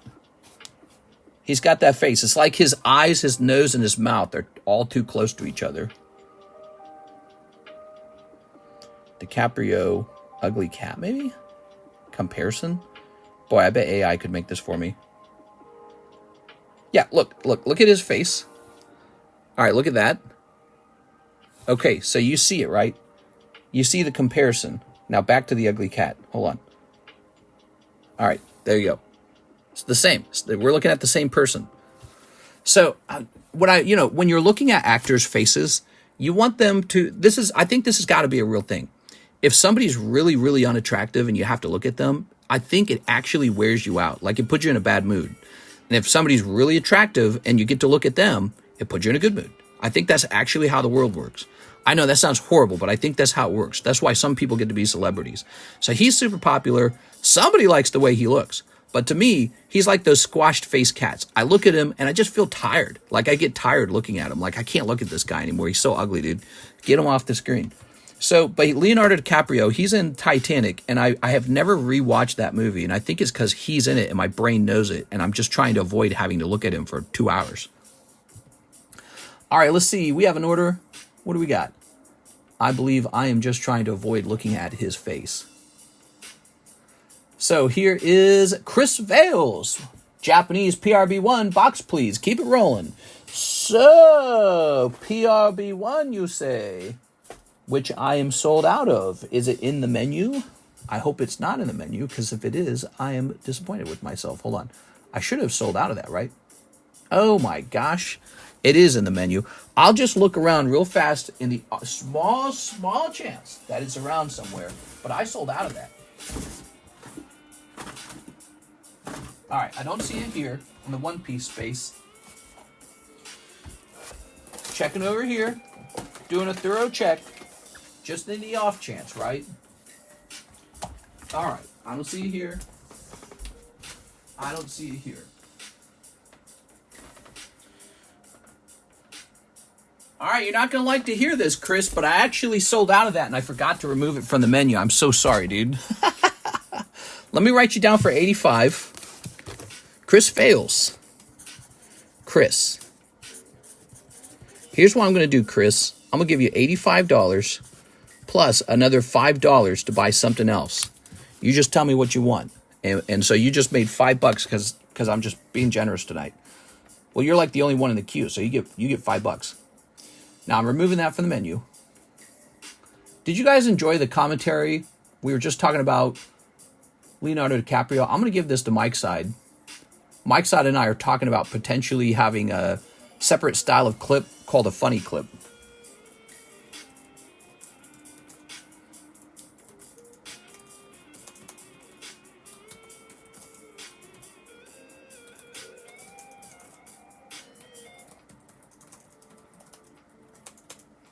This was hosted at 121.0. All right, so I gave him that in case he wants to try experimenting with that. So, the way Mr. Dislike Leo's the same way I hate to see or hear about any other Swift poopy girl. Taylor Swift? I think I figured her out. Taylor Swift is kind of like an artist who sings all about herself.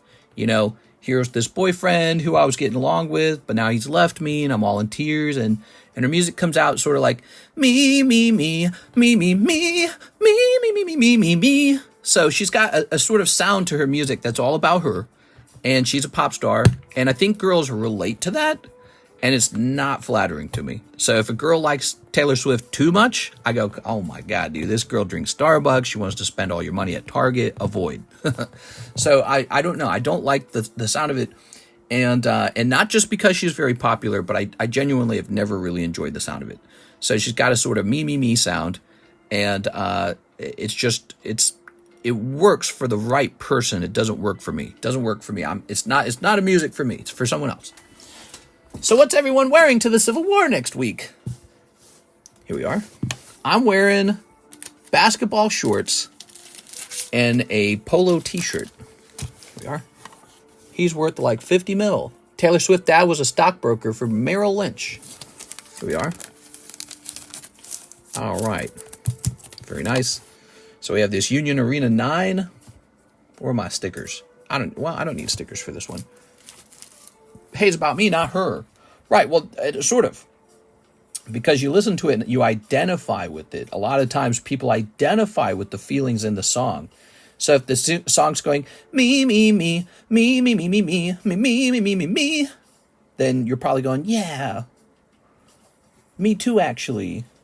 And that just doesn't sound, the feel, but the emotion, because all music breaks down into a sort of emotion, right? The emotion behind the music is not appealing to me. I don't relate to it. And I think there's better emotions to experience. It's a very narcissistic sound, I think, is what I've realized. And I could be wrong. Maybe you guys interpret the sound very differently than I do. Maybe my interpretation ears are wrong. Your ears are old. You got old ears. Dude, I can't find the price on this card as a PSA 9. So why don't I look up the price of, let's see, Snow White. By the way, why did it grade 9 in the first place? Hold on, let me see this real fast. Oh, look at this. Let's zoom in. I can't zoom. All right, something's changed in the app and I can't zoom. I'll just try to show you without zooming. So if we look really carefully, there's some kind of holographic speck right there. Can you see that? There's a holographic speck on the card.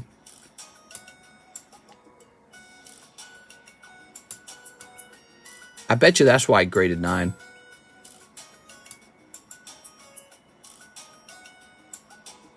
I want to take a fiber cloth and try to wipe that out.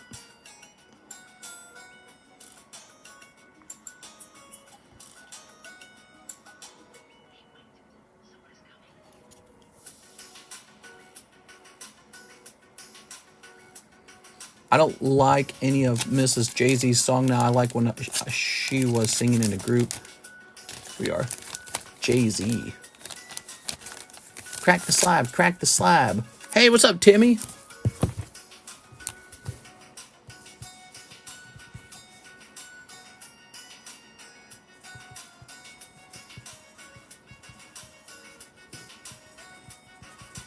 Let's try and get that little speck removed. Crack, clean bottom back. All right. Very nice. Crack the slab, crack the slab. Taylor could afford Battle Day Lily, though.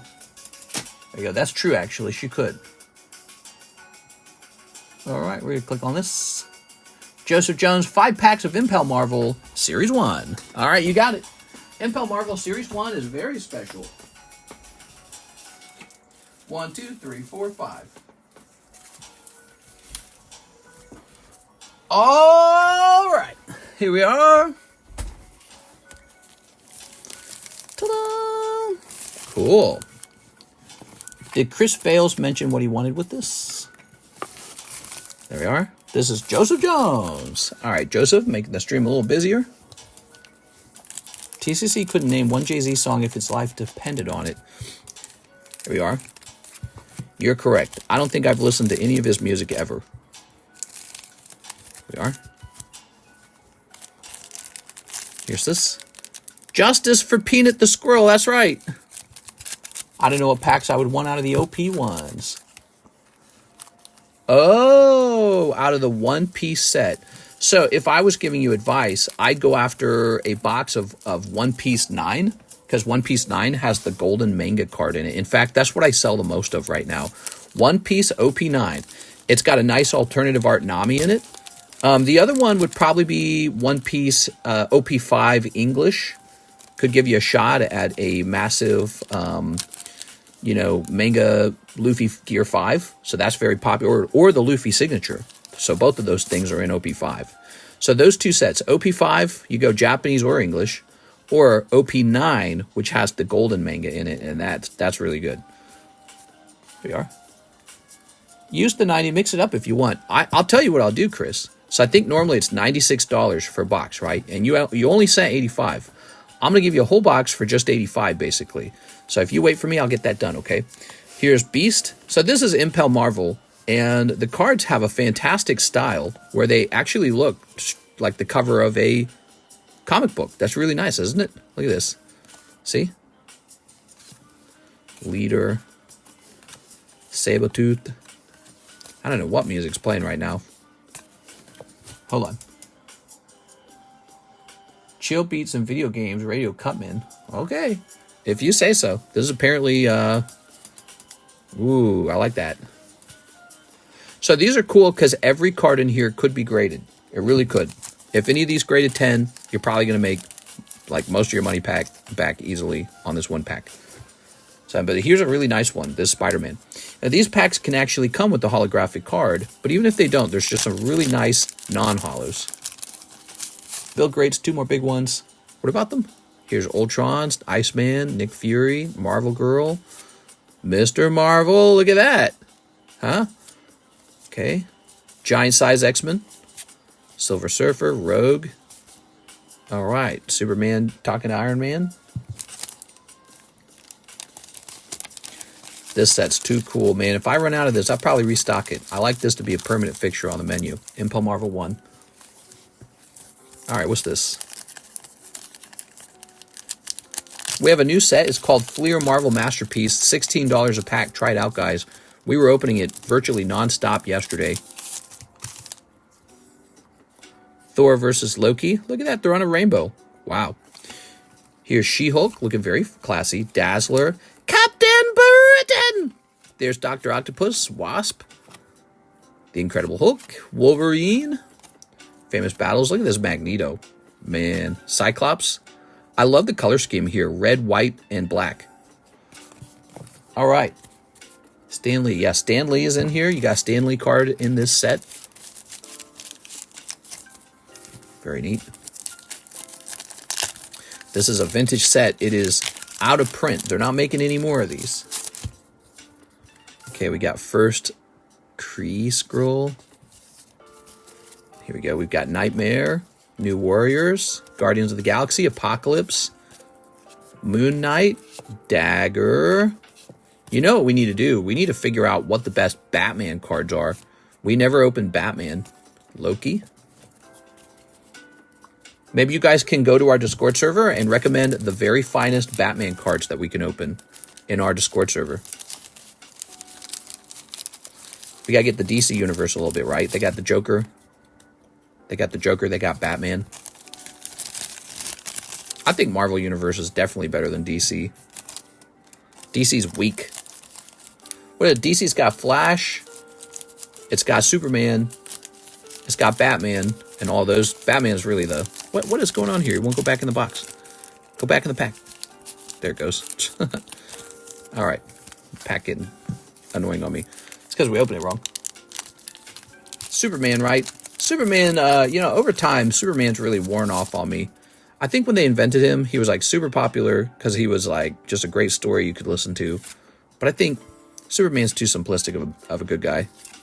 Here's Havoc, Black Panther, Punisher, Spider-Man, Dark Phoenix, Punisher, Spider-Man, Human Torch, Hobgoblin.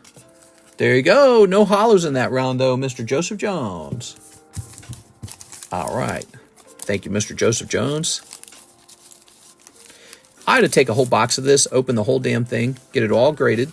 Like, if this was my card, right? Just send it out to grade, get some 10s back, and prove that they will sell, actually. Get them listed up on eBay if necessary.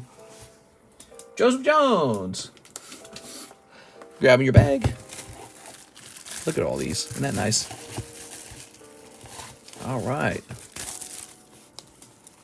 Superman is just too powerful. Almost 100 years worth of writing will do that, sadly. He has a weakness. I think his weakness should be a psychological weakness. You know, he should be like a character who can't decide if he's good or not. Can't decide what to do with his free time. Because kryptonite being his one weakness can't be it. His weakness needs to be like women, you know, good versus evil, psychology, that kind of stuff. That's kind of what the Homelander character is in the Boys. It is. Here's Covenant Tartarus. He's this unstoppable force, but he's kind of a bad guy. Although he's not truly a bad guy. Chris fails. So, Chris, you don't mind if I turn this into a whole box of One Piece? Is that all right with you? One Piece OP9? Here we are. Unacceptable for no hollows. Well, you know, there's a lot of packs in the box. Go ahead, he says. All right. Chris fails, keeping the stream running. Thanks, Chris. You went pretty deep tonight, man. Toss that over there. Nice to meet you. Oh, we forgot to put your name on the back of that free slab. I got to do that. So there's free slabs for new guys, and you got this one. You got Vintage Cartman. Actually, you know, you like One Piece. I wonder if I had like a vintage One Piece card, or not a vintage, a cheap One Piece card I could do. That one would make more sense, wouldn't it? Cheap One Piece. I don't know if I have anything laying about, though. Yeah, I don't have anything laying around. Wish it was that easy. You're going to get the Cartman. Unless there's something over here.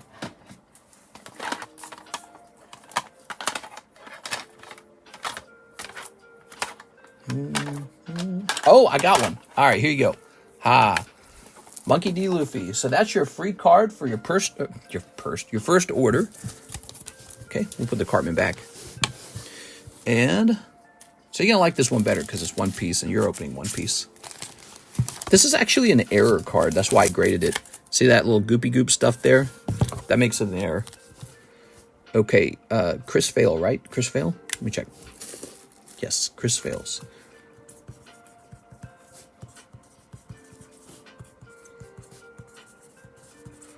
See, it says Chris fails first order. All right.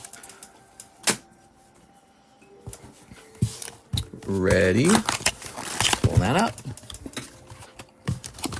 They delved in that with the Red Sun alternate story where it's pod landing in Soviet Russia instead.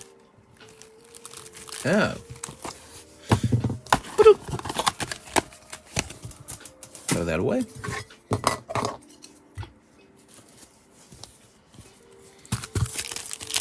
Yeah, Superman's, he's not a very good character. He's too powerful. Hard to work with a character who's so powerful. I think Homelander's doing a great job of it, though. Okay. All right. Can't wait for the next season of Homelander. Homelander is a lot of fun. That's a great show. There's moments that are kind of annoying with Homelander, you know. But overall, great show. It's very fun. It's got funny moments. It's got crazy moments. It's the main character is so lovable, you know. The main character is so lovable.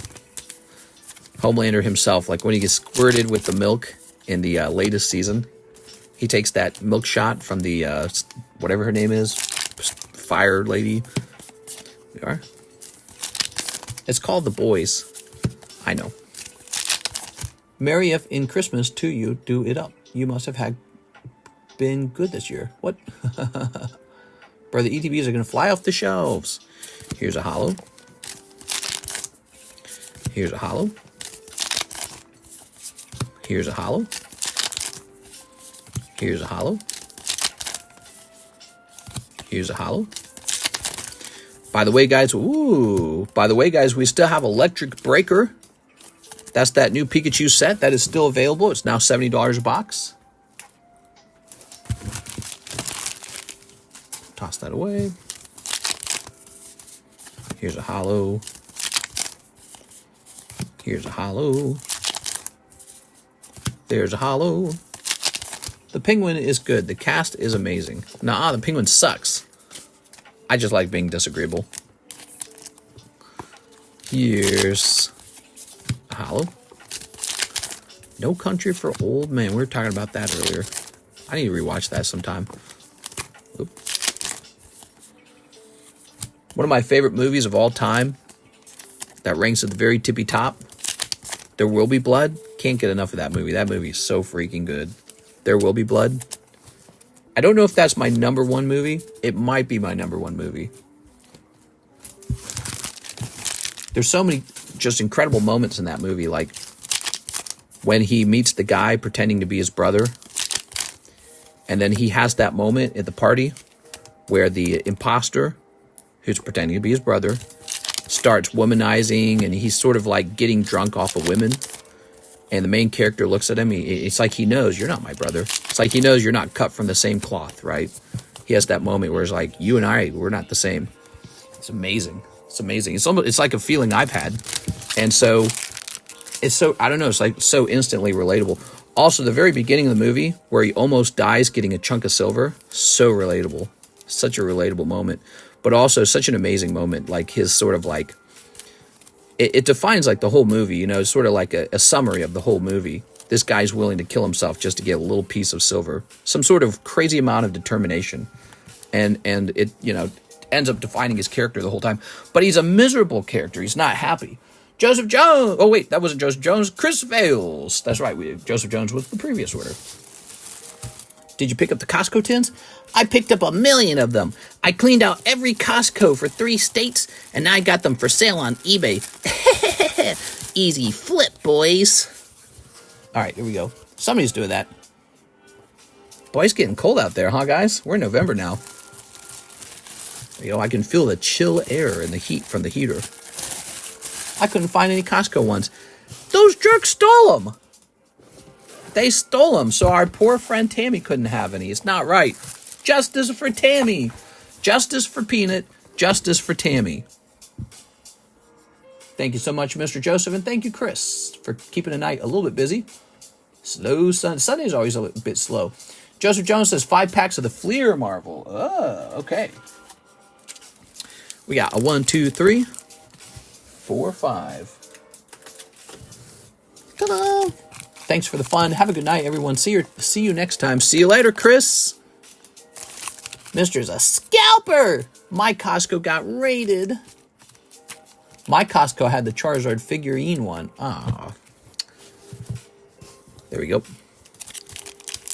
I think that what they need to do at these retail shops, they need to start pricing products like those Pokemon tins, not based off of whatever, like their recommended retail price, but whatever the price is on eBay. They need to just go straight to eBay.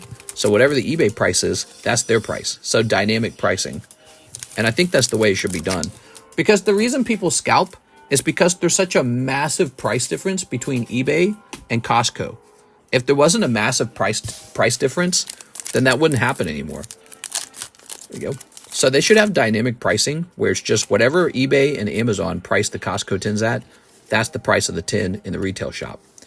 Here's Punisher. Archangel. Ooh, more Fleer. Yeah, we love these Fleers.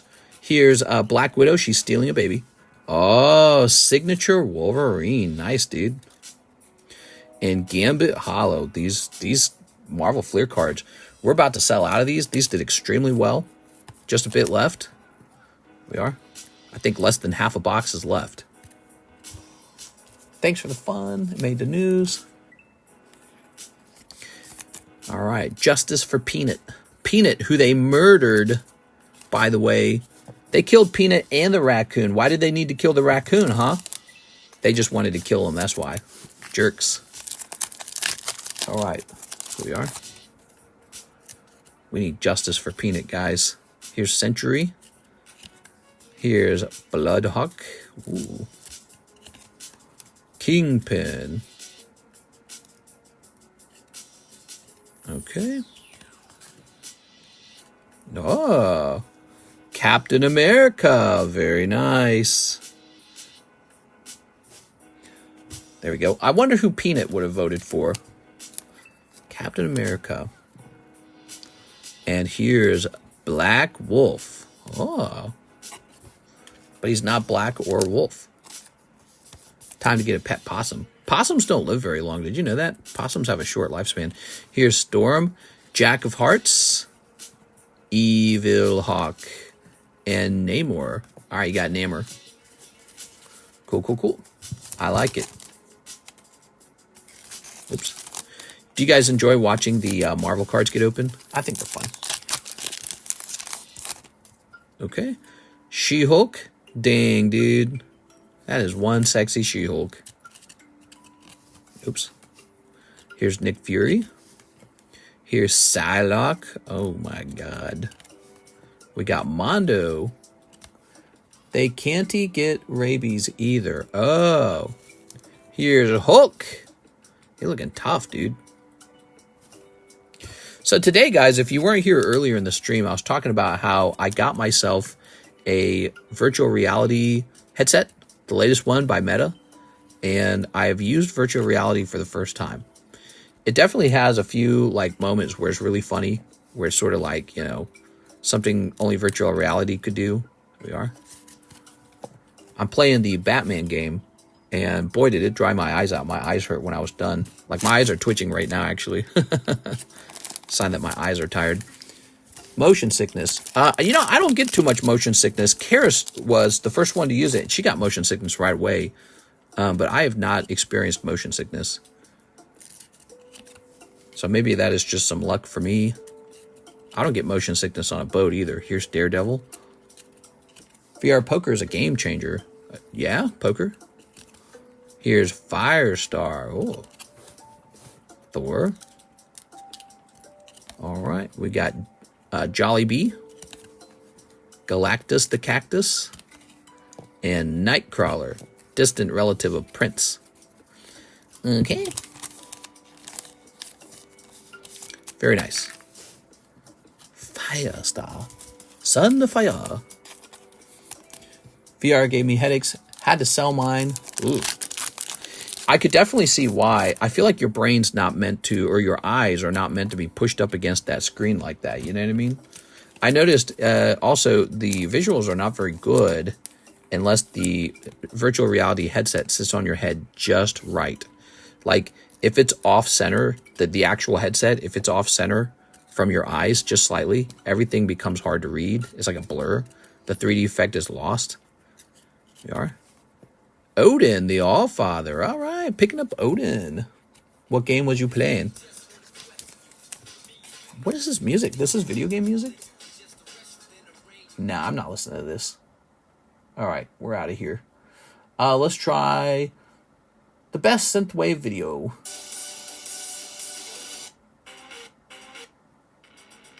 What if we turn this speed down? That's almost too slow, right? Can we do custom? Oh, here we go, custom. Let's slow it down to 0.9. All right, and we'll turn that down slightly. There we go. I love VR, but it makes me nauseous after a while if I'm moving in a game a lot. Huh. You're the second person to say that. So Karis actually had motion sickness today, and it lasted for a while. And I don't know, I just didn't experience that. But I did get, my eyes are like tired. So I have a different problem. My eyes hurt. They feel like they need to be rubbed, but it's like, I know rubbing them is not going to do anything. Mister, my mom just passed away. Says HARPGT1207. What? You being for real? You are.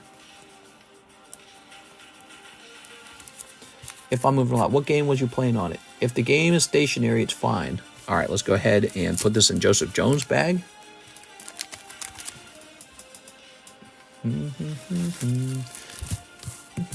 Sorry, bro. Damn. Well, is you just teasing or is you being real? You are. If so, that sucks. Like, was it sudden or was it like slow? We are. Yeah, I don't think he has any reason to fake it, but you know. Yeah, that sucks, man. Slow. Okay, so it was like a known disease. That sucks, man. Yeah, that's tough. I always say this, you know, we'll all have that experience. So some of us, our parents are still alive, but we'll all go through your same experience. So, and then there's people who already have gone through your experience. I think what sucks is if maybe she went earlier than she should have. You know, that sucks. The average age is like 75, right? So if you can make it to 75, I guess that means you have average luck. If you don't get up to 75, it's below average. If you get past it, it's above average. So below average luck for lifespan sucks. Yes, he sent a message earlier. That sucks, man. I'm sorry to hear that, man. Here's Monkey D. Luffy. I remember I was at home when my grandma passed. My grandmother on my mom's side. And I remember my mom was just a wreck. She was like, you know, teary-eyed the whole time. But, you know, she wasn't like sobbing. But you can tell she was like major depression. She was, you know, she didn't want to eat. She didn't want to sleep. She didn't watch TV. She didn't do anything. She didn't want to watch us. Like, you could just run around and do anything. It didn't matter. And, yep, my grandmother passed away on Christmas Eve. She was in Kansas City. My mom and all of us are in St. Louis, so she couldn't be there with the rest of her family when it happened. And you could just tell she was out for a while. So, you know, take it easy, man. I really hate to hear that, man. My condolences. Yes, our condolences. Let's go ahead and take a look at the next order. Sorry to hear that, man. I think, yeah, it's a tough thing, you know. There's just no easy way to talk about it, is there? Zach Allen, 1 Pokemon Cardos, 1 box of Paradise Dragona. All right, let's get that box of Paradise Dragona. Where am I keeping Paradise Dragona? I don't even know.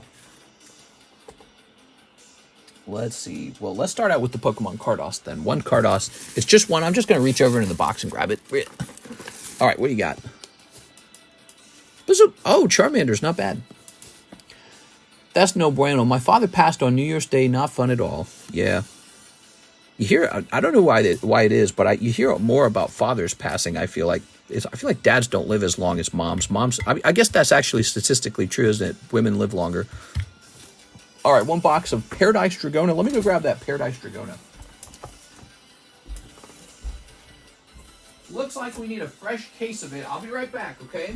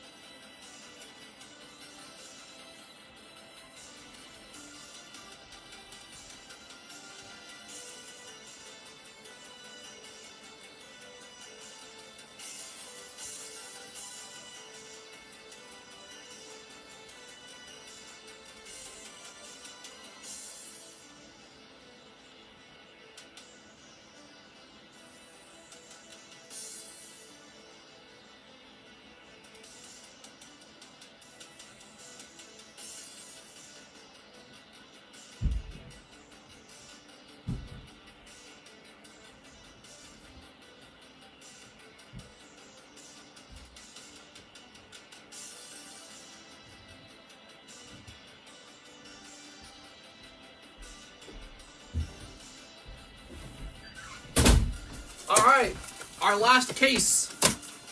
We have one case of Paradise Dragona left. Here we are. Final case. Here we are, I'm back. This is the late night stream. It's 2:50 a.m. in the morning. How are you guys tonight? So, we did good on this set. We sold through our product. It won't receive a restock. When it's gone, it's gone. That's the same with the electric breaker.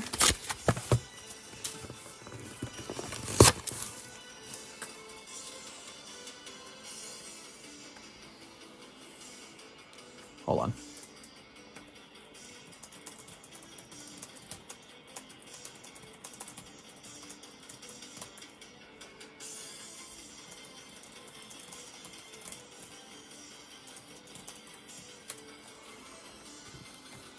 All right, so let's get this open.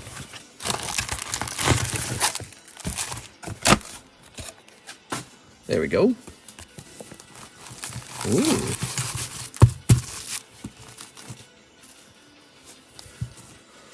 Whew. Well, Mr. HARPG, I hope you feel better soon, man. I hope you feel better soon, man. Let's go ahead and snip this just on your topic of losing your mom. Really sad thing. All right. Oops. Let's get this snipped up. So in the Pokemon Paradise Dragona set, we are looking for Latias SAR, but there's also a girl card that sells for even more than that. Snip this. Okay. By the way, guys, views are way up on our channel. We've put out a couple very successful shorts lately. Views are way up. Ready? Cold.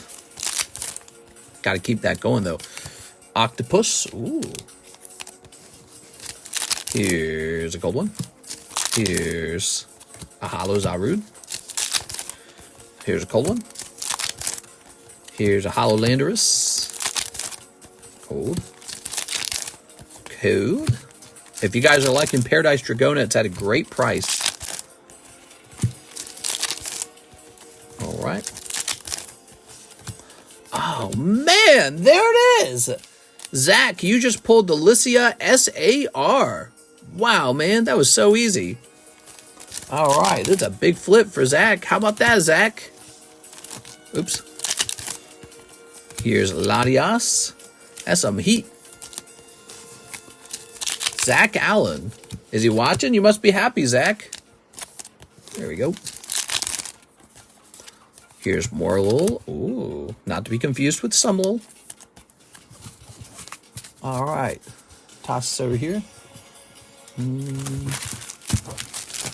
Throw this away. Here's a cold one. Oops. Cold.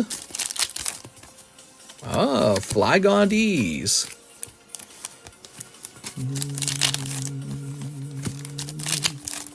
Oh. My computer making funny noises. Zach, you got to go deeper, man. You got to buy one of these electric breakers now. And get the girl card out of that, too. That's Jasmine. There you go. Jasmine in the other box. There you go. If you pull Jasmine out of the other box, if you pull one more box and it's electric breaker and Jasmine pops out, Jasmine SAR, that's a clip. There you go. Ooh. Because we've already seen both of these, but if you pull them back to back, which is very hard to do, a round like that is worth a clip. You ever think about that, guys, when you're ordering cards? When you get a hit, the next trick is to get another hit on a chance. 44 freaking months. WTF? Yeah. It's been a long time. It's November, guys. We are done with our 5-year anniversary. Actually, when exactly was my very first stream? I should know this. I'm the owner of the channel. Let me look it up. Look at that, Lycia. Send in some orders, guys. We're going to stay busy tonight. All right, let's take a look at my account. Live. Sort by oldest.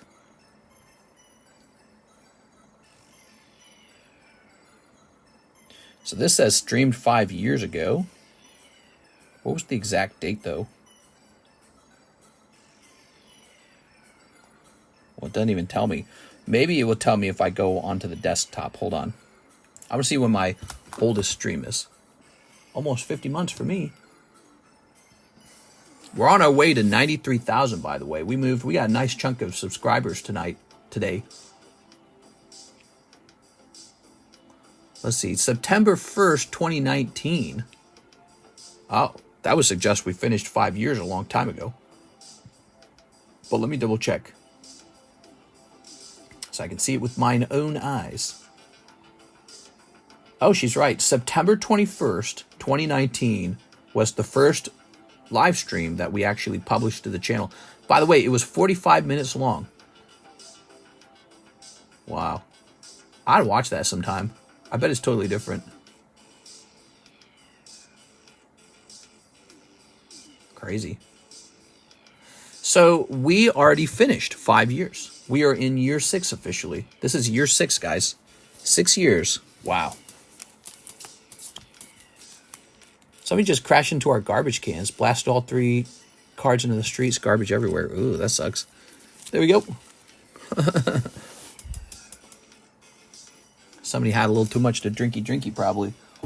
They were playing on their cell phone, one or the other. Okay. Zach Allen. Thanks, Zach. By the way, if you guys like Marvel cards, there is a Marvel break to get into. And we have the Terrestrial Festival box break. One person gets the whole box. Thank you, Zach. Probably raccoons driving. Yeah. All right. Nope, that's it. We have no orders in the queue. Definitely a slow Sunday night. Really, Joseph Jones kind of saving us with his 2 big orders. And we had Mr. Chris Vales. So Joseph Jones and Chris Vales, thank you for your orders tonight. You guys keeping us busy. If you're new and you never placed an order before, we got a free slab for you. Place this back over here. Sunday's always been slow, though. Let's go ahead and grab some more slabs. You open tins of Hidden Fates. Yeah. What a time period, man. All right, some old slabs. Ready?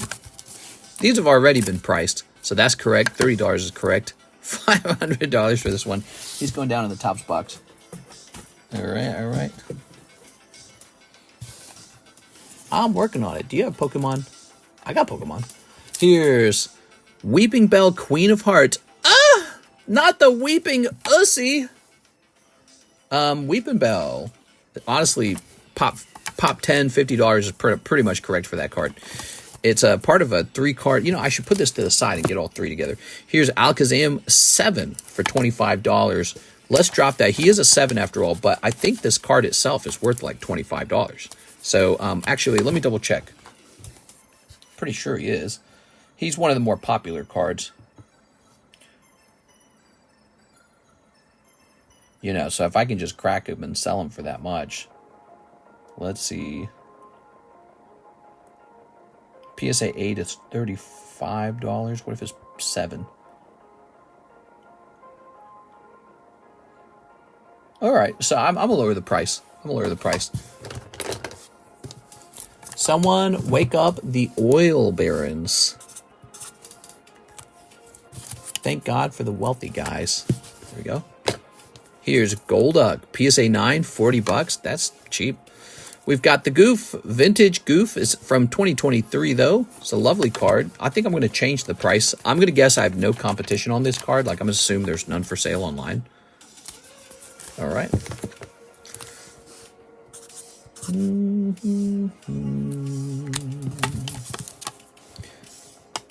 That guy's nice. Snorlax VMAX. Yep, this has got to go up on eBay. This energy retrieval apparently is like $200, but I don't know who's going to buy it other than like some completionist collector. All right, so we got this Charizard for $30. I'm sure that's correct. And there's a Rainbow Pidgeot for $60. So all those prices feel correct. We could, of course, investigate each one, but yeah, I'm pretty sure these are very close to correct. Here we have an order from Joseph Jones, a really big order. Let's see, this whole channel brought to you by Joseph Jones. One Rising Rivals, come on, trainer card. Come on down. Let me just show you how many of these are left, okay? So there's 4 left. You just got one of them. So I think I just got 3 left. Yeah, you cleared me out of platinum. Ready? All right. Please, God, let it be a big hit. Flareon. Nidoran. Houndoom. Spheal. Staryu. Oh, it's a rare reverse holo. Could be anything. Oh, that's cool, actually. Nidoqueen looks really good. And, okay, it's just a normal rare card. Aggron. All right. Aggron it is. Little Machamp back there. Grabbing this. So the Nidoqueen's quite nice. Okay, Aggron. I liked Aggron when he was invented.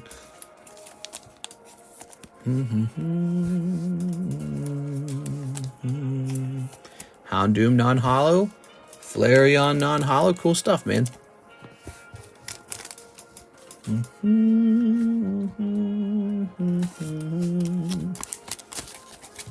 What song is this?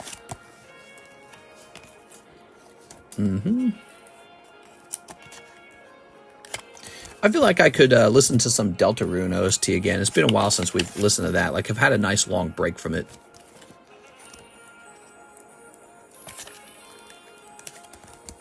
Are you getting Magic the Gathering SpongeBob? When's that come out? One thing about sets is I don't really buy them until they're almost out. So when they're about to come out, I buy them. But when's that come out? All right, there we go.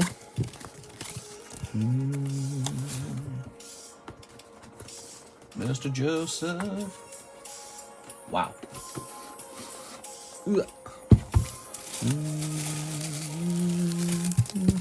Let's clear out the box. You really want to? Oh, man. One less vintage pack on the menu.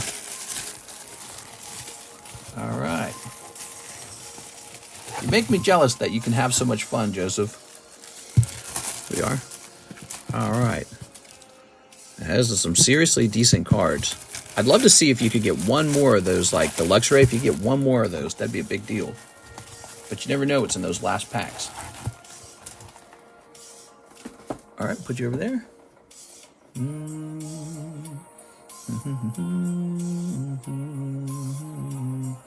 Joseph Jones. Let's clear out those rising rivals. Yes, sir. All right, here they are. Wow. Wow, man, this is way too cool. Ready? So 3 more packs. Joseph Jones. This episode definitely brought to you by Joseph Jones.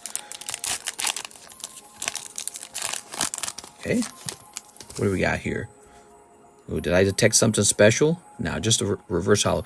We got Celio, Nuzleaf, Fortress. I love this Fortress. Nidoran, Trapinch, a Weedle, and boom, Yan Mega.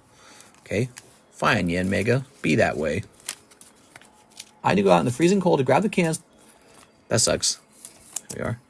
You don't like the cold? I don't like the rain. It's wet and it's cold and it's clammy. Ooh, I love this Alakazam. This Alakazam is a beautiful common card, man. I think this Alakazam is more valuable than the Yan Mega, even though the Yan Mega is a rare. The Alakazam just looks super hot, man.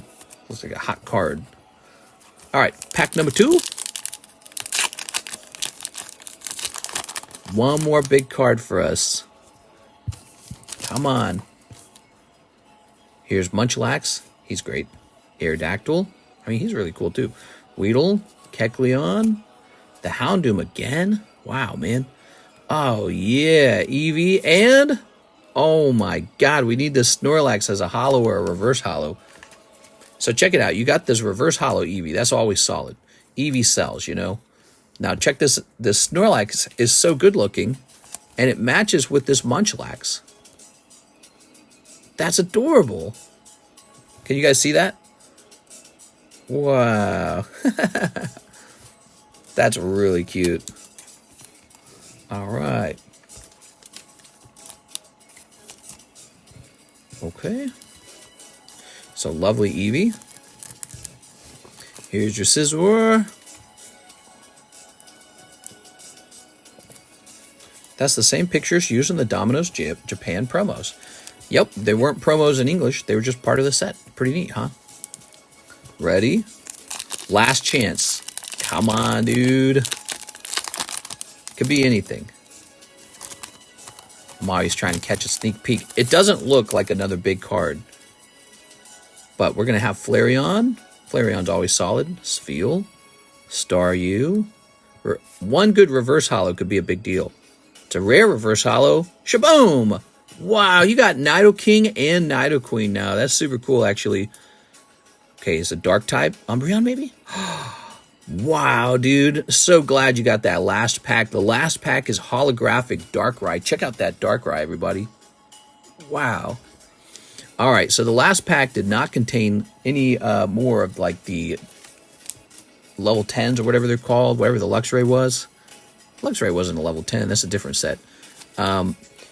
But no more major cards. We must have pulled one earlier in the box or something. Here we are, Nidoking. Ooh, since the box was already open and being gone through. But you did pick up the #1 chase pull, which, by the way, was the Pikachu.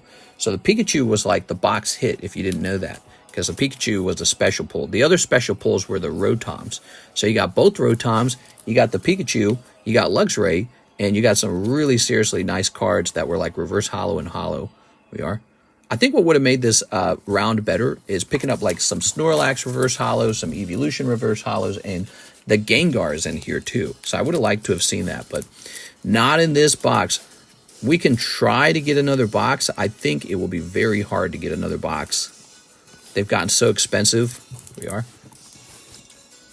Yeah, these are crazy expensive. There was a set in Japan too, just those cards got foil treatment with the promos. All right, let's get it. Well, you can get these foil too if you get the reverse holo. So I bet there's a holo version of that Snorlax. So I'm being cool and sleeving up all these for you just for fun. There we go. All right.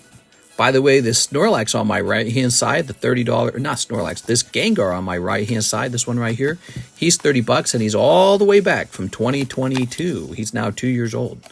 2-year-old Japanese holographic Gengar. Pretty good. We are. What gets savers versus top loaders? Joseph Jones gets them, you don't. We are. I think you're asking like, how do I qualify, or like how do I pick between his cards? First of all, any of the holos are going in for fun. And then I like to pick the non-holo singles that I think look pretty well centered and like they might be a valuable 10. I mean, that Steelix could be graded. So I could sleeve every single card of his, but I'm just sleeving some of them. I couldn't risk getting sniped. I guess that'd feel really bad. Jen would have been licking her chops. She'd been like, There we go. Rising Rivals officially sold out, everybody. So what this tells me is I'm going to be looking for a new vintage booster box to open and add to the channel. That is going to be our next step. It's not going to be cheap, though. All booster boxes are going to the moon. If you didn't know that, they are just unbearably expensive. Like, it hurts how expensive they are. All right. Joseph, do not liquidate these common, uncommon cards too quickly from those booster packs. Like, don't give up on them. Be sure to refine every last dollar out of those. Now, your box is kind of full, but I got a special spot for your box. Your box goes behind my laptop. Haha. Next to the Tammy box. So there you go. You're right next to Tammy. And now you're getting a second double box. Where's another double box? I'll stand up and grab it. So, a second double box. I'm cutting all the cards. Snape, no! Do not do that. There you go. Let's see. We need a fresh round of stickers. No. Any of those comments that can grade 10 are automatically worth between $50 and $150, depending on what Pokemon it really is. The Pokemon matters a lot.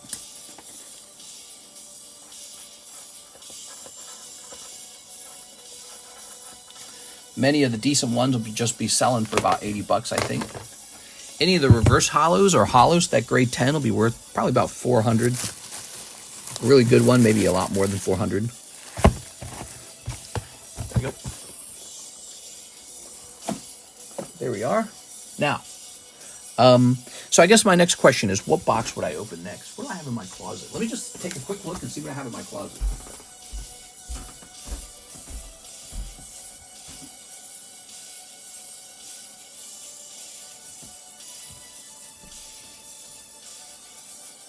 All right, so Stormfront or Dark Explorers are candidates. Stormfront and Dark Explorers.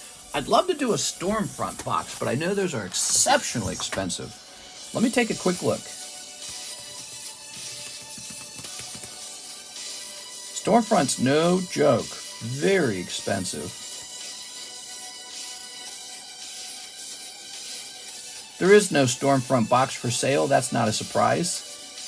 All right, how about Dark Explorers?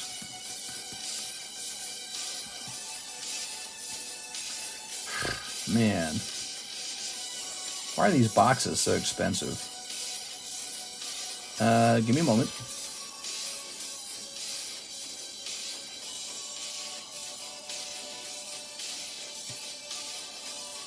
Hit mute on this. All right. All right.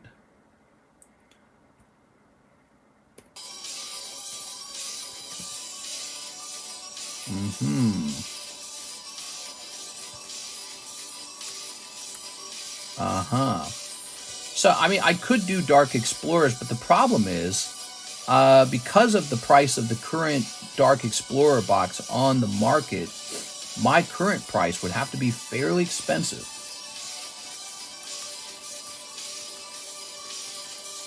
Oh, really? Actually, it's not too bad. Hold on. Yeah, actually, it's not too bad. I think Dark Explorers it is, then. Hold on, let me do that math one more time.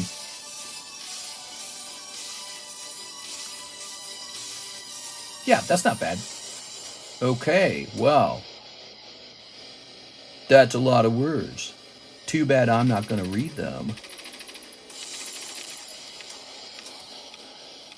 That looks like it's going to be it. That's what, we don't have one, right? Yeah, we don't have one of those. All right.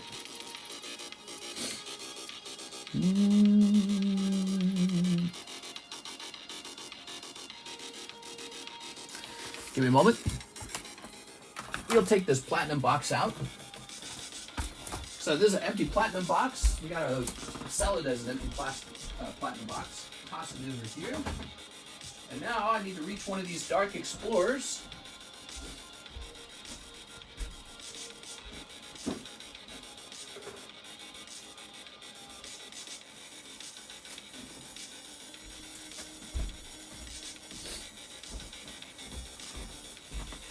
Here it is. Boom. That's the new booster box. Price is going to be $228 per pack. $228.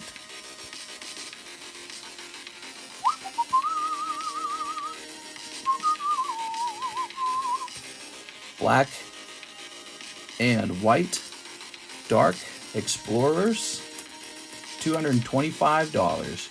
To put that into reference, the last time we sold it, it was, I think, $175 a pack. That shows you how it moves up in price over time. Let's see how much I bought this box for when I did buy it, because I just bought a fresh box.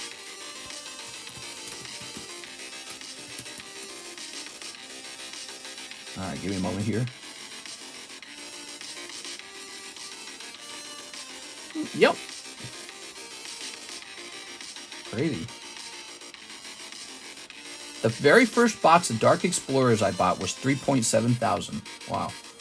It has gone up so much since then. It's because people just open it up and then it's gone. But let me go back to this. Let me make sure that looks right. I set it to 225. Let's leave it at 225. Mister, do you have any EX Euro booster boxes? I have enough money to buy one off the market, so I've thought about doing that. But to answer your question, no. There we go. So we have a nice Dark Explorers box now, everybody.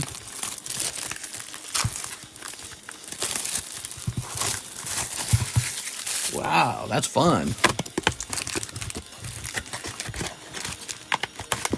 Yeah, I have enough money to go buy one of those, but the price per pack out of those seal boxes is so high, it's really not worth it. I mean, the box is worth it, I suppose, if a gold star comes out, but there's no guarantee that a gold star comes out. Fresh box! Fresh box! I know that gets people excited. We have an order now from Jacob Friedrich. 1 Marvel Fleer. You got it, Jacob Friedrich.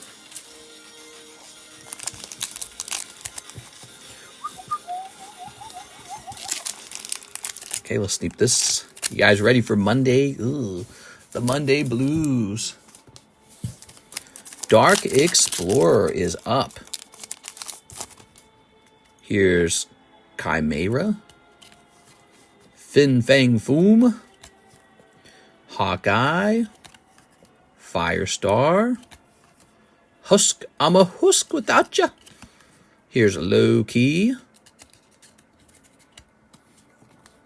We've got Blaze, Chamber, sometimes confused with the name Charmander, Grim Reaper, and Claw. The Marvel Fleer reminds me of those weird old antique shops, does it? Oh man, they really drew him in a nasty way, huh? All right. All right, all right. Mr. Jacob. Ta-da!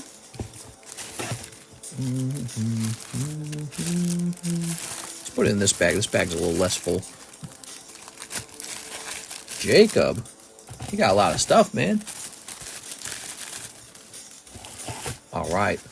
Yeah, when it comes to booster boxes, what I really have a lot of are Team Rocket booster boxes. I own 3 first edition rocket boxes, 2 Japanese rocket boxes, for a total of 5 vintage rocket boxes, totaling probably like, what is the rocket box worth these days? I mean, I think I could liquidate one on my channel for 20,000.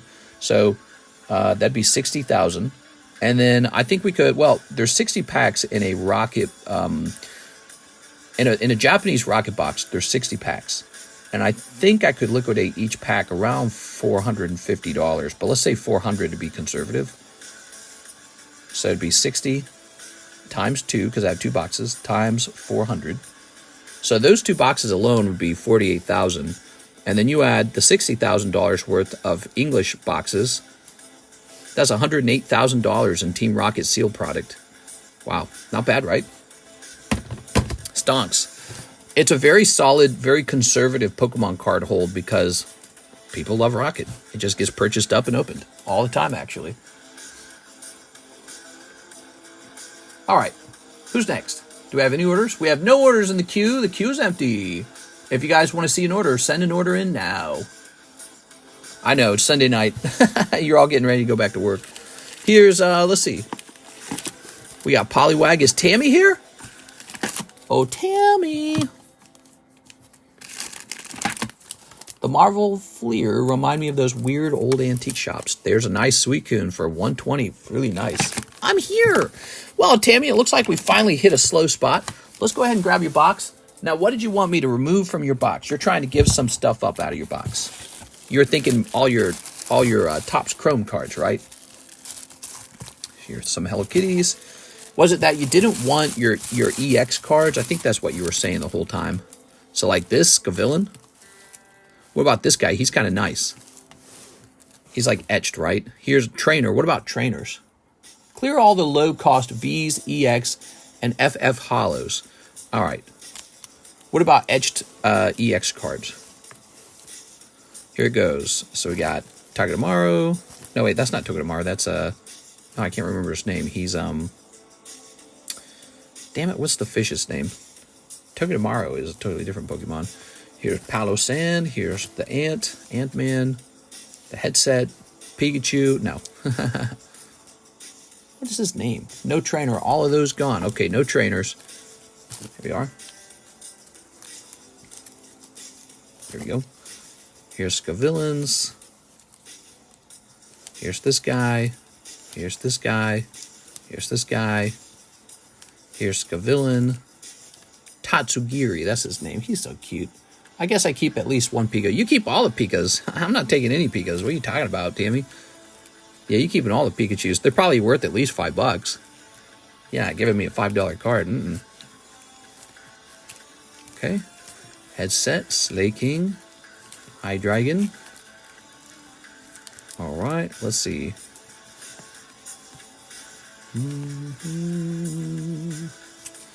This guy, Latias. You just tell me if you see something you like. You just tell me. It doesn't matter. This is a hit card, technically. It's an energy. So you let me know about that one.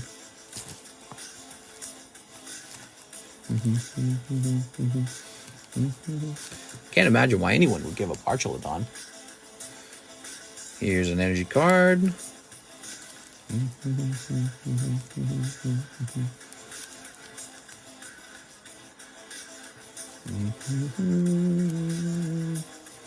And a holo. So there you go. Got some of these removed.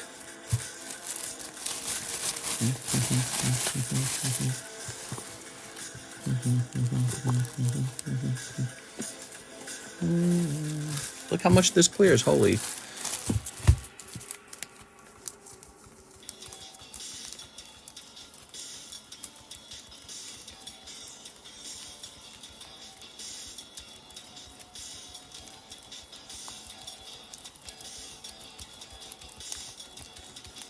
All right, that was about 51 cards.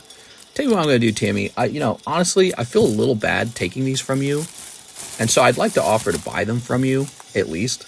So why don't we do, since you were going to give them to me free anyways, why don't we do 20 cents a card? There still leaves me some room to make money on them. I think what I can do with them is just put them in the live customs or something. All right. So, Tammy, we'll do $10 for the baggie there. That's not bad, right? Pick up a nice little $10.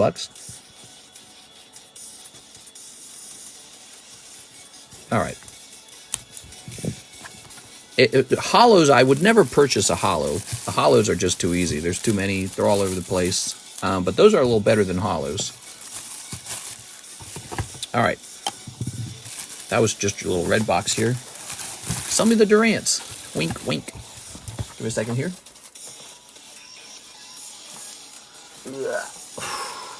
I'll buy it for 22 cents. Yeah, I'm waiting for somebody to say, can I have them for free? All right, so you got your lovely Hello Kitties. You don't want to give up any Hello Kitty. Trust me, this is Hello Kitty, okay? So don't give up any Hello Kitty. It's good stuff. You are? Hello Kitty. I'm grading these with BGS, Tammy. You should do something similar to that, okay? That's what I think you should do. Anyone who opens up the Hello Kitty, grade it with BGS, go for that black label. It's a Weiss card, so it has a better shot for pristine, and it has a better shot for black label. Plus, the fact that these are simple holos means that they won't sell for a lot as a PSA 10, but they could sell a lot as a black label.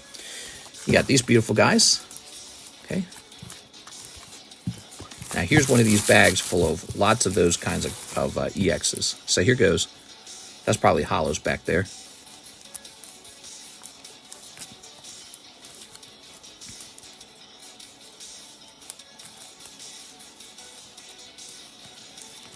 All right, we are cleaning up Tammy's box. Send in those orders. I see Daniel Del Barrio sent in an order, guys. Send in those orders. Somebody finish off the Terrastal Festival break. Hey, that's a nice one. Okay. Let me send for TCCG on one of the Durants. Need more Durants and TCCG slabs. Let's see. Hold on. All right. We're real slow on Cardconomist grading. It's a real slow process these days. There we go. All right. All right. Here's this.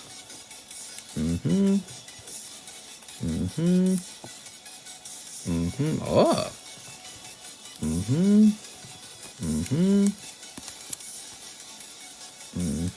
These are nice. That's stinky. Stinky. Uh-oh. Stinky. Uh-oh. Stinky. The fish. Who doesn't love the fish? Oh, you got a nice Lycia here. Which set was the Hydrapple in? Was Hydrapple in Paradise Dragona? We are. Now I'm trying to remember. I can't remember. Terastal Festival is the 15th, I believe. Yeah, we're excited for it. All right. So, well.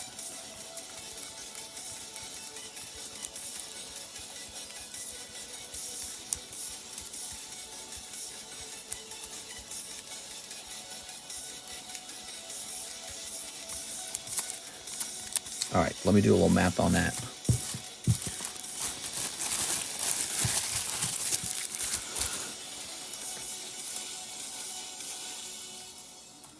Okay. So you're at 18. All right, little Tammy 18. Peggy 18.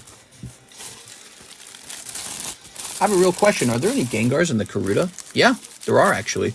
Why don't you buy like 5 of them or something and just play around with them? I don't know how you feel about Weiss Hollows. So I don't know how you feel about Weiss Hollows. There's Dashbund. He's good, actually. Cinderace. You probably got a lot of those. Okay. I don't even know what to do with them when I have them. Oh, never mind. The festival set isn't until the 6th. Yeah. Oh, that's pretty. How cute. You got waifus. No Weiss Hollows. Okay, Weiss Hollows are out. Yeah, like I get the Weiss Hollows and I don't even know what to do with them. I get them all the time, actually. You know where I get them from? I get Weiss Hollows constantly from abandoned bags. And they just stack up. I've got like a whole shelf, actually, of just abandoned bag hollows. And they just sit there getting old. All right. That's a nice Leafeon. I'm going to leave that in your bag. I like this Alakazam, too. I'm going to leave him in there.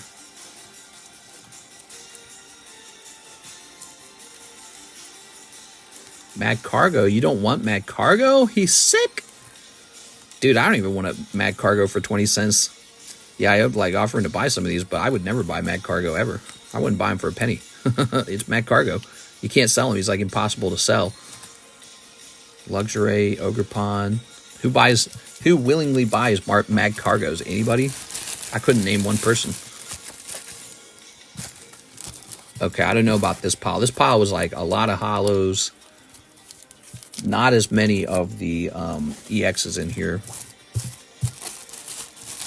Mad Cargo is a great Pokemon. Well, there's nothing wrong with Mad Cargo as a Pokemon, but as a collectible, he's hard to move.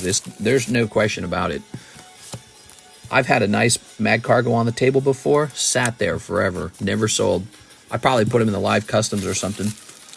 All right, to Tammy from Jen. Did you spend this already? Oh, no, I can't remember if you spent this. All right, let's see.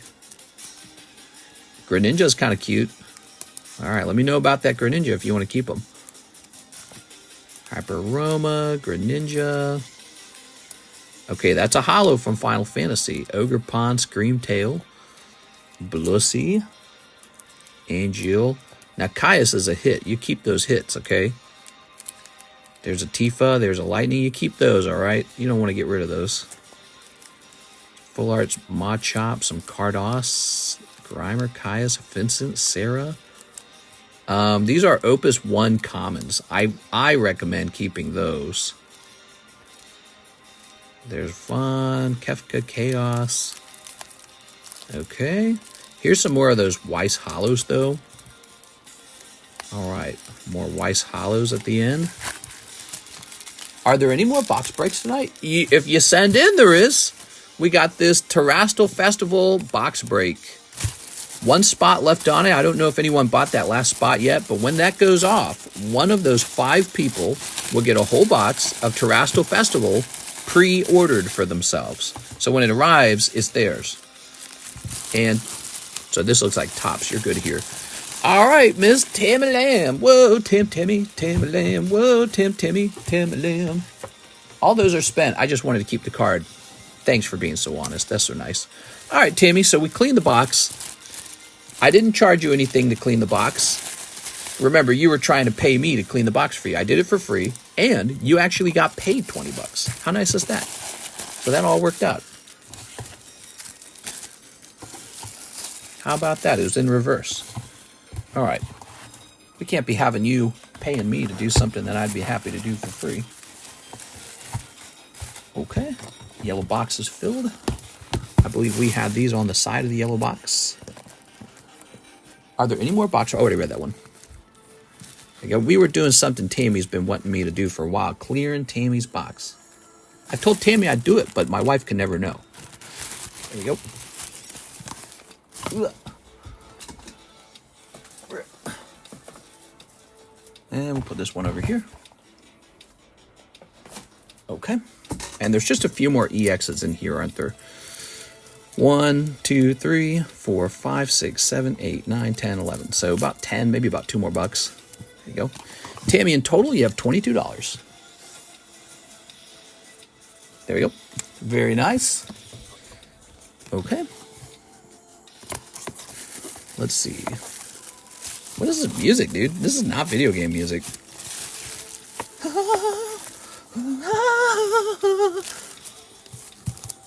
Okay. And now I do not know where to put all this stuff. You know, it's crazy.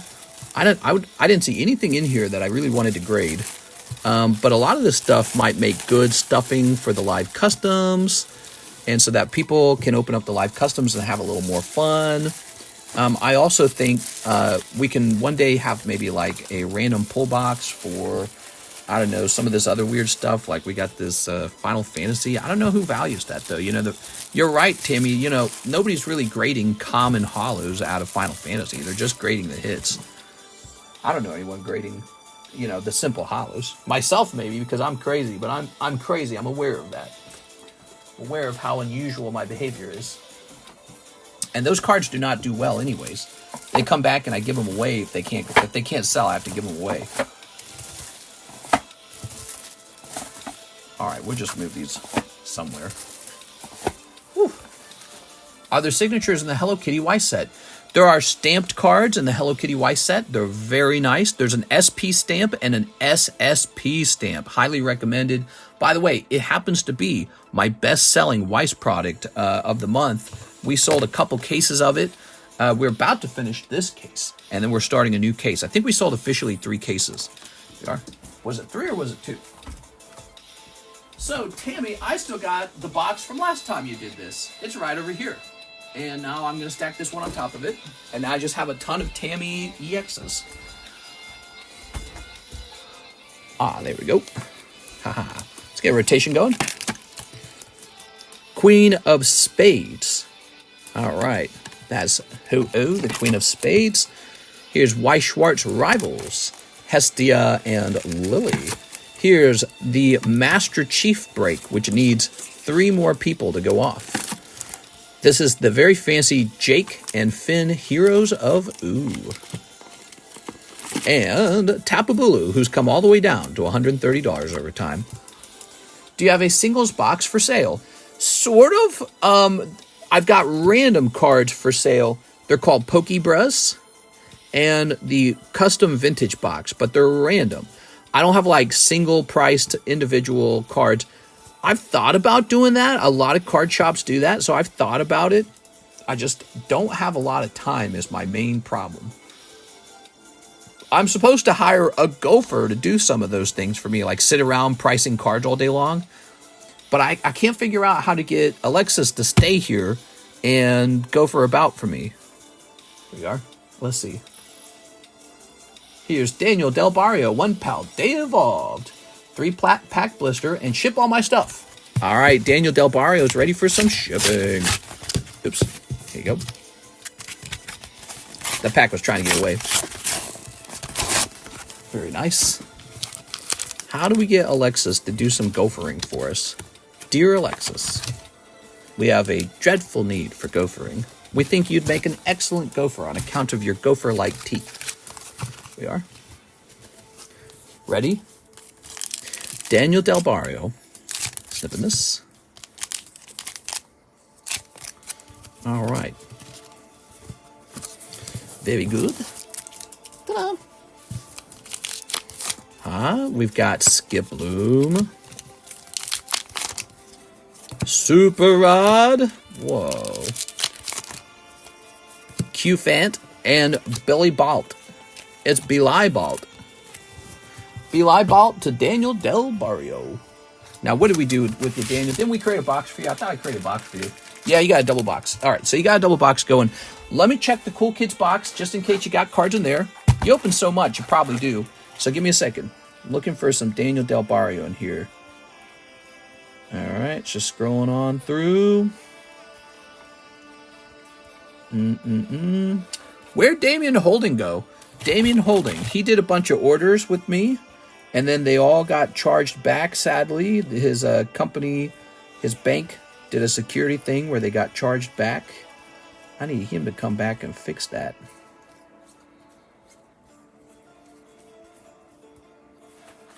All right, Damian Holding. I'm sure he's busy with other things, but that's kind of a lot of money. I should have a box now and a slab or two. That's right. Okay, so it looks like if you got cool cards, we kept them in your box. That's what it looks like. Putting these all back in. Oops. They don't fit in here very well. There we go. Gonna have to get a new box. All right.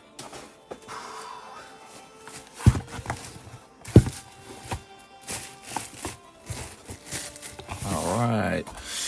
So, it's a good time to order shipping, by the way, because we do shipping on Monday morning. Oh, man, not Damien. Yeah, he was going real deep with us the other day, back when we had the Tops Metazoo, but I haven't seen him. He got to come back. Let me see, where's Damien?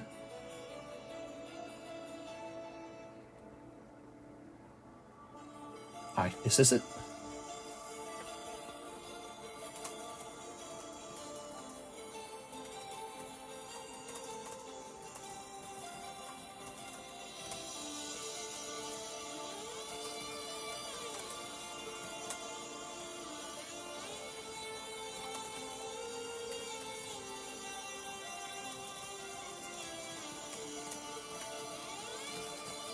All right, I sent him a message. Now, Daniel, let's get you a label.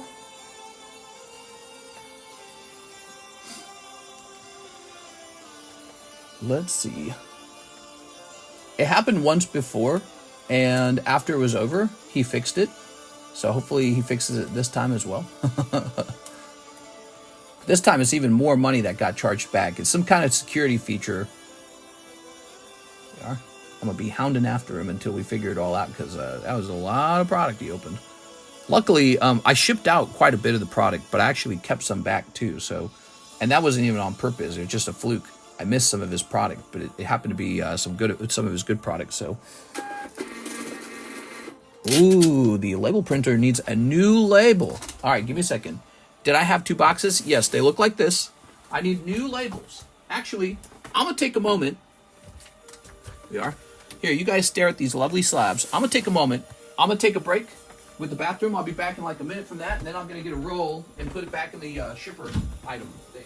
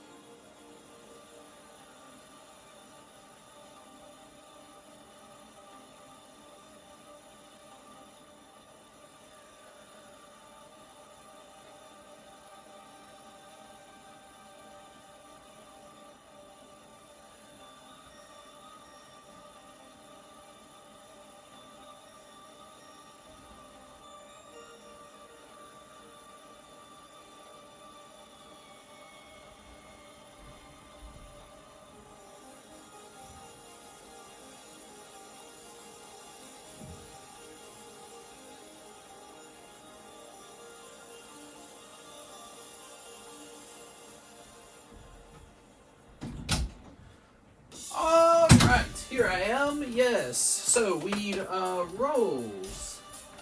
Printer rolls.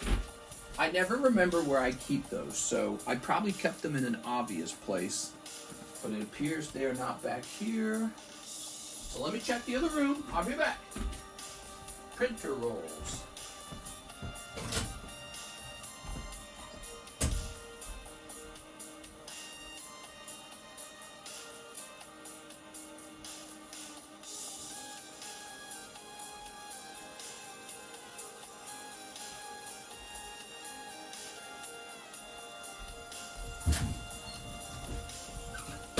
Haha!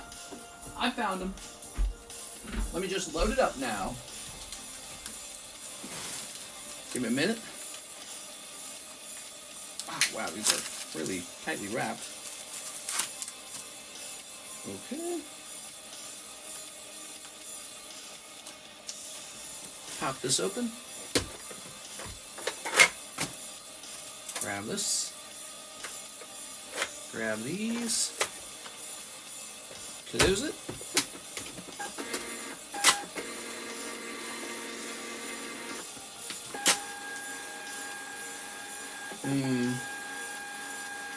I don't like it. I'm gonna get one more of these. So let me hit reprint on it.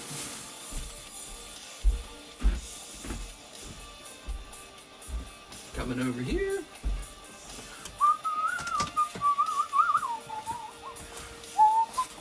Elevator music playing. I know, I'm sorry. Didn't realize I had that much. Let me hit reprint.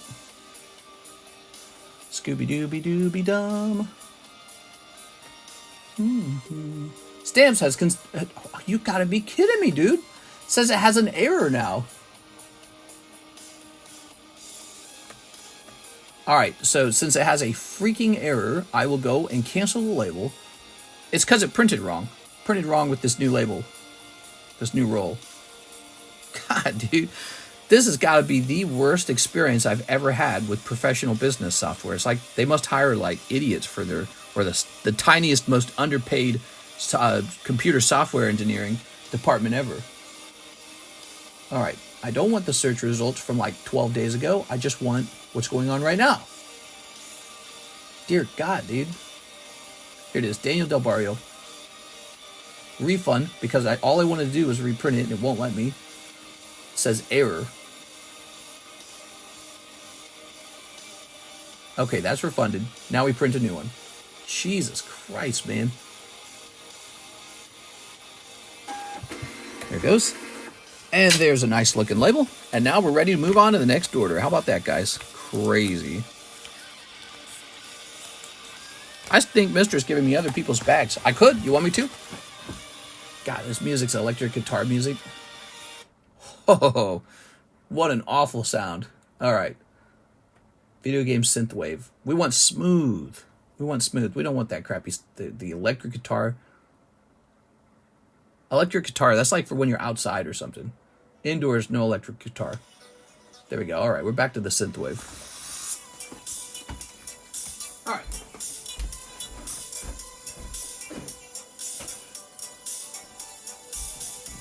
I have very low stress tolerance for bad sounding music.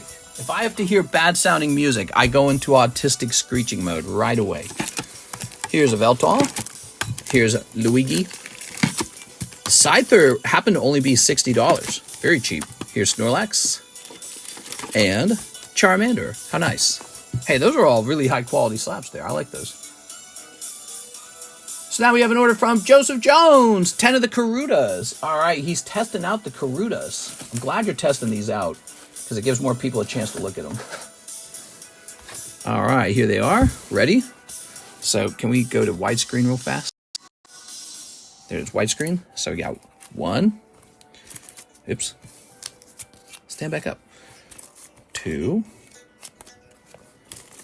3. 4. 5. 6. 7. 8. 9. 10. Let's give you some free ones. 11. 12. I appreciate you buying these to get them moving a little bit. And also, we get these ones on the side. It's get them in here now. They wouldn't fit because the box was so full. That's why they were on the side. And now they're not on the side. The sleeves I pushed down a little bit because I had a different box sitting on top. I had a little light box sitting on top of Sunband Fans cards. So, here they are. This is called Pokemon Karuta. And if you didn't know, these are gradable. But currently, CGC grades them. So PSA does not grade them. That's exactly how the poker cards were. PSA wouldn't grade the poker cards, and then one day they would. So these are in an interesting time point where they might be worth opening for now. Okay, that's the start card. Here's a Vulpix. So this is really old. I know it is. This is from one of the oldest sets, this Vulpix. Here's Torchic. Double Torchic? That's not bad. Very vintage Clefairy. Pikachu and Ash. That one's not vintage at all. That one's obviously this Scarlet Violet. This is very vintage, the Oddish. Clamperl and Ash and Pikachu. There it is. Interesting set. There are hits in here like Charizard and Gengar and Rayquaza. They're all in there. You just have to get lucky and pull them. But look at that one. This one's especially cool. I like the texturing in the artwork. Super crazy looking. All right. So that's for Mr. Joseph Jones. You know who else bought a lot of these? I believe Jennifer Yap was buying these because she was liking them. They are. They're just like Cardos and Poker and all the other interesting singles we offer. The top singles. Joseph Jones. All right. Elevator music. Put this here. We have an order from Matt Hansen. Howdy. Custom vintage pack for Matt Hansen. Thank you, Matt Hansen.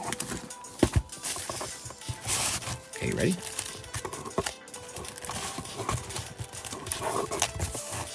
Two, three, one. All right, he said one of these, right? So these are the custom vintage booster packs. They're just a bit of fun. $25. Obviously, a real vintage pack is like 200 or more. Ready? Execute. Oops. Executor. Paris. Parasect. Weedle. Kakuna. Beedrill. Hey, that's actually pretty fun.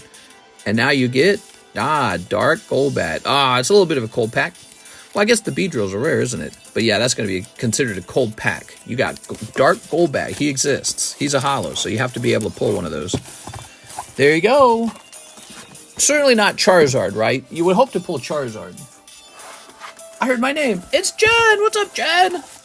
Jen, tell us about your adventures in Japan. What do you think of Japan? Is it everything people claim it is? There we go. Very good. Put that back. We have an order. Jacob Friedrich. Okay, last two Marvel Fleer. Two more Marvel Fleer. You got it. Ta-da! All right. It was so fun. I want to move there. You know, it's funny. Karis wants to move there, too. She likes Japan a lot. She's a huge nerd. She likes anime. She likes Japanese music. She's always showing me like, oh, did you hear this Japanese musical artist? We are. It's weird because I'm the holdout. I'm the one saying, I don't know. And I love sushi and fish. We are. I love seafood. So it doesn't really make sense. But I'm the holdout. I'm the one saying, I don't know. I think I have a sort of feeling like I wouldn't fit in very well. Here's Mandarin. Here's Beast. Here's Cable. There we go. Here's Blaze. Oh, Daredevil. All right. Here's Daredevil with his nunchucks. That's not his nunchucks. That's his walking cane. I did go so many plushies at the Pokemon Center. I want to collect them all. I'm 30 now, says Alex. Japan must be amazing. I hope to be able to go one day. I do have to take Karis there as a vacation. I have to do it. There we are. Morg. Look at this guy named Morg. Freaking Morg. All right. We've got Phoenix. Magneto. Mephisto. More like Mommy got to go. The food was so yummy. I miss it. There you go. I live in a food desert, Jen. And it's not because everyone out here is poor or anything. It's just there's not a lot of restaurants out here. It's a food desert. I had Jimmy John's today. Jimmy John's. And then for dinner, I had spaghetti sauce and turkey meatballs because it's actually a pretty healthy meal. It's like a decently healthy meal. Turkey meatball with just plain tomato sauce. No cheese, no pasta, no tricks. Here's a Beast signature. Okay. How about a hollow behind it? Ah, yeah. Okay, you did good. Jacob, you did good on these. Everything is good there. I'm not kidding. You don't even have to go to the well-known places. Yeah? There we go. That's so cool. Yeah, I appreciate Japanese culture, obviously. And, I appreciate how conservative they are. I like how they've got a lot of formalities and they're very clean. And people don't like to break the law over there. That's all really cool. I like that kind of stuff. I'm into that. Black Knight and Sabre Tooth. There you go. I told Karis we'll get a second home in Japan, just a small one. But then, it doesn't really make sense to do there unless you're going to it all the time. There we go. Ooh. All right, Jacob with the JA. You're right here. Dragon Quest Cafe sounds fun. The thing is, moving to Japan is tricky, which is why people wish to move but can't move there. Yeah, I hear it's kind of a pain in the butt to try and actually move there. We are. My cousin used to work out there in Japan and would send me a box every month in the mail full of snacks from there. Missed those days. Houses are super cheap in Japan. Yeah, weirdly enough, in Japan, the houses are not considered an investment. They treat houses more like vehicles, like they slowly depreciate. And I don't know why that's exactly the way it is. Maybe it has to do with like declining population or the style of the homes. We actually do have homes that depreciate in America. They're called trailer homes. Trailer homes depreciate. Oh, I remember. Another reason is the earthquakes, right? I'm not kidding when I want to say I want to move there. It's actually a lot easier now. I'm looking into it. Ah. All right. So that's Jacob. And now we have Jennifer Yap. 2 spots in the Ruby Sapphire pack break. By the way, there's also only 2 spots in the Neo break left. But this is very good. Ruby Sapphire's moving. Miss Jen. Did you ever live in Stuttgart? Did you go to the Dragon Quest Cafe? Did it feel like Persona 5? All right, Jen Yap. Yeah, we watch a lot of content on Japan. We see all their developed cities, and we get very jealous. We have nothing like that over here in Missouri. There you go. All right. A lot easier? I don't think so, says Tammy. They may look like it's easier. It's still pretty tough. Here we are. Ta-da! 3 of these. Yeah, no one ever wants to leave Japan. I've heard people do like negative reviews of Japan just because I was researching. I do a ton of research on this, like the where to move, right? And I think I remember there was a girl complaining about the overly sexual men, like the men who kind of approach you too much. One girl complained about the food.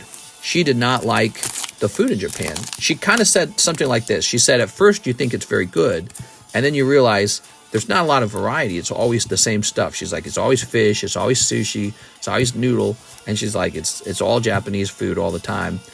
And she says she missed America for the variety, because you could come to America and have like Indian, Italian, Japanese cuisine, Chinese cuisine, Thai cuisine, Vietnamese.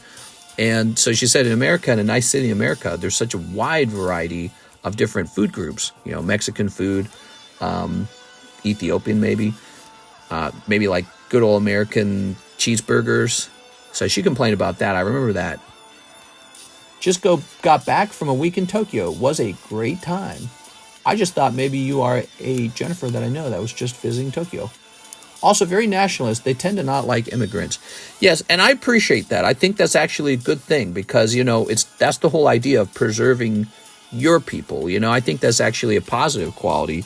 But also I think that would be a hardship on me. I think that if I moved there and everyone disliked me because I was the wrong, race, I at the same time that I would appreciate it, I'd be like, well, that's pretty tough, man. I don't know if maybe I should live here. But I would probably consider moving to a place like Japan if I was going to go there and attempt to get a Japanese girlfriend, marry into their race. But if I'm not marrying into their race, I feel almost like a freeloader. You know what I'm saying? All right, let's see. Here's a theme for more fortnights. Hey, my country sucks. Can I come to yours? They're okay with tourists. You ready? Let me go ahead and get some more fortnights. We gotta get more fortnights, Mr. Thin.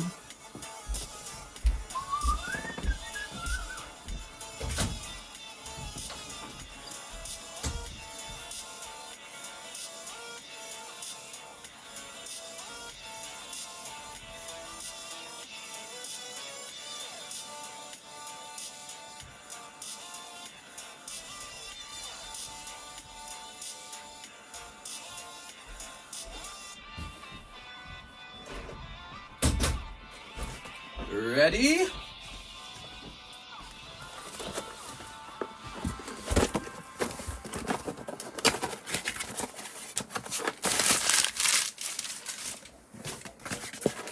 One, two, three.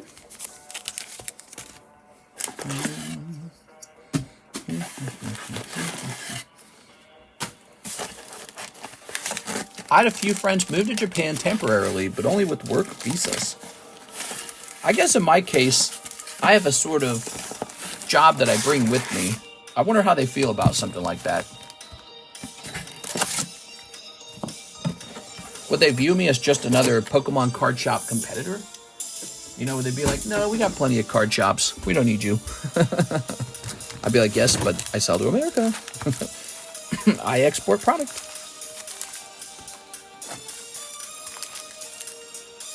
All right, there we go. Working is really not great there.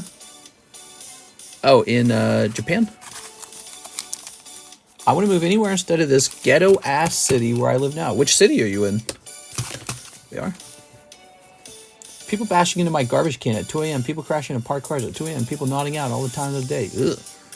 People think moving to Japan would be fun, but the work life is terrible. For me, one of the interesting things about me is I'm a YouTuber, so I would just bring my YouTube job with me. So this makes me an excellent transplant for any country.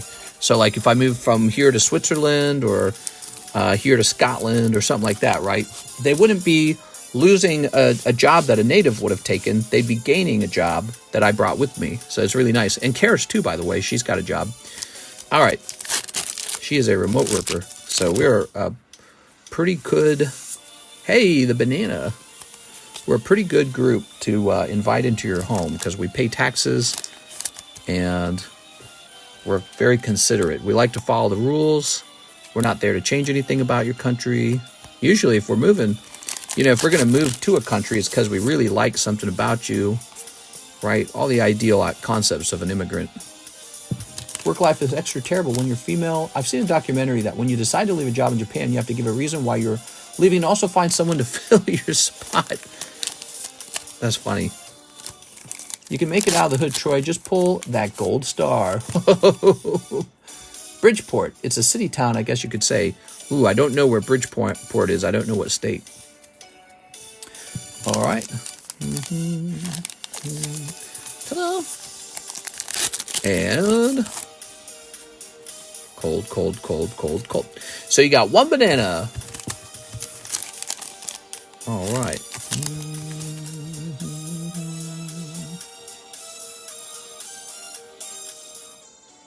It's Connecticut. Oh, Connecticut. All right. You know, Connecticut is one of those states I don't know much about. Just like you probably don't know much about Missouri. It's one of those states you just don't do a lot of research on. Or Iowa. Sorry, Iowans. Is that how you say it? Iowans? Connecticut? How do you say Connecticutans? Connecticutans? Connecticutites? I have no clue what you would say to refer to people who live in Connecticut. If you can't contribute to their economy, they won't let you in. Yeah, see, like, I'm pretty sure I would be like, I can contribute. I wouldn't take anyone's job. I actually just bring my own job. That's about it. And same with Karis. She's a remote worker, so she'd be like, I'm just going to earn money and pay taxes. How does that sound? So we can't imagine any country being like, no, we hate remote workers. Don't come with your remote jobs.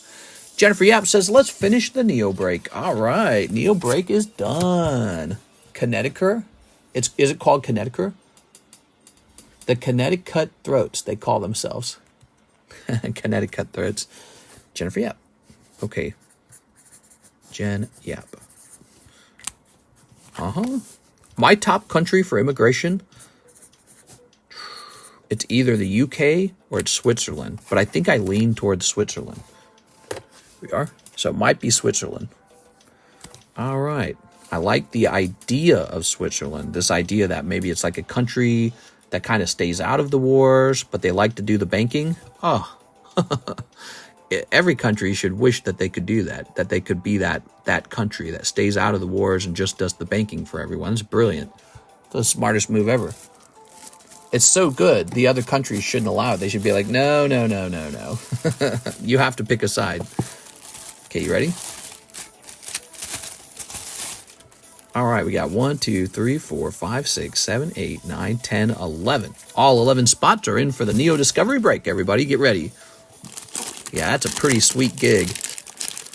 Don't be in any war. Don't pick sides. Don't contribute to any war. And then just bank for everybody. Bank for both sides. Oh, man, it's making my eyes roll. It sounds so good. It sounds like heaven. It's the smartest country in the world, man, doing something like that. We just hang out in our unbeaten, gorgeous hills, our mountains of undefeated beauty, and raise our cows, moo, and make watches and software. Man, that is so smart. Love it. Love the whole idea of it. All right. Take a look at the people in here. Jen, you had a couple spots in here, Jen. All right, good luck, guys. I don't know if it's going to be a light pack or a heavy pack. We've gotten pretty lucky with a lot of heavy packs. That is unusual, though. We'll see what happens. The best pull in here will be a holographic Umbreon. If we do not pull a holographic card out of this pack, I'm going to swap us over to a Japanese pack next. So if we do get a holographic card, we're going to keep nailing English. Okay.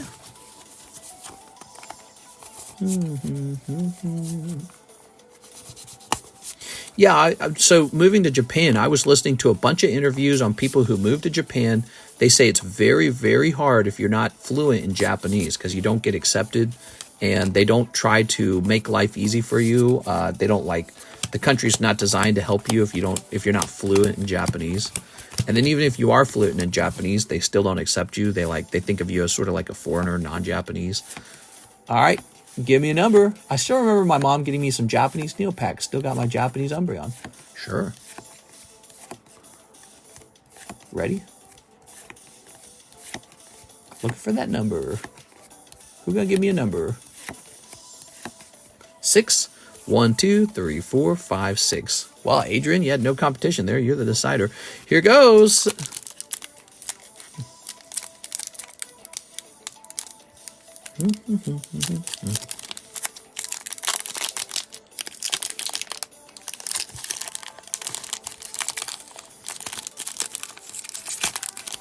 All right, looking good.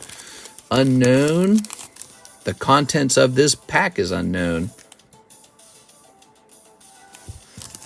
So there's 11 cards in here. Where's the rare card? Is it 4 from the back or 3 from the back?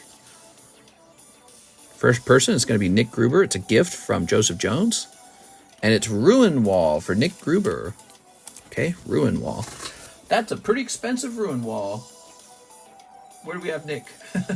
Where's Nick Gruber? Shoot, where is he? Where are we storing his stuff?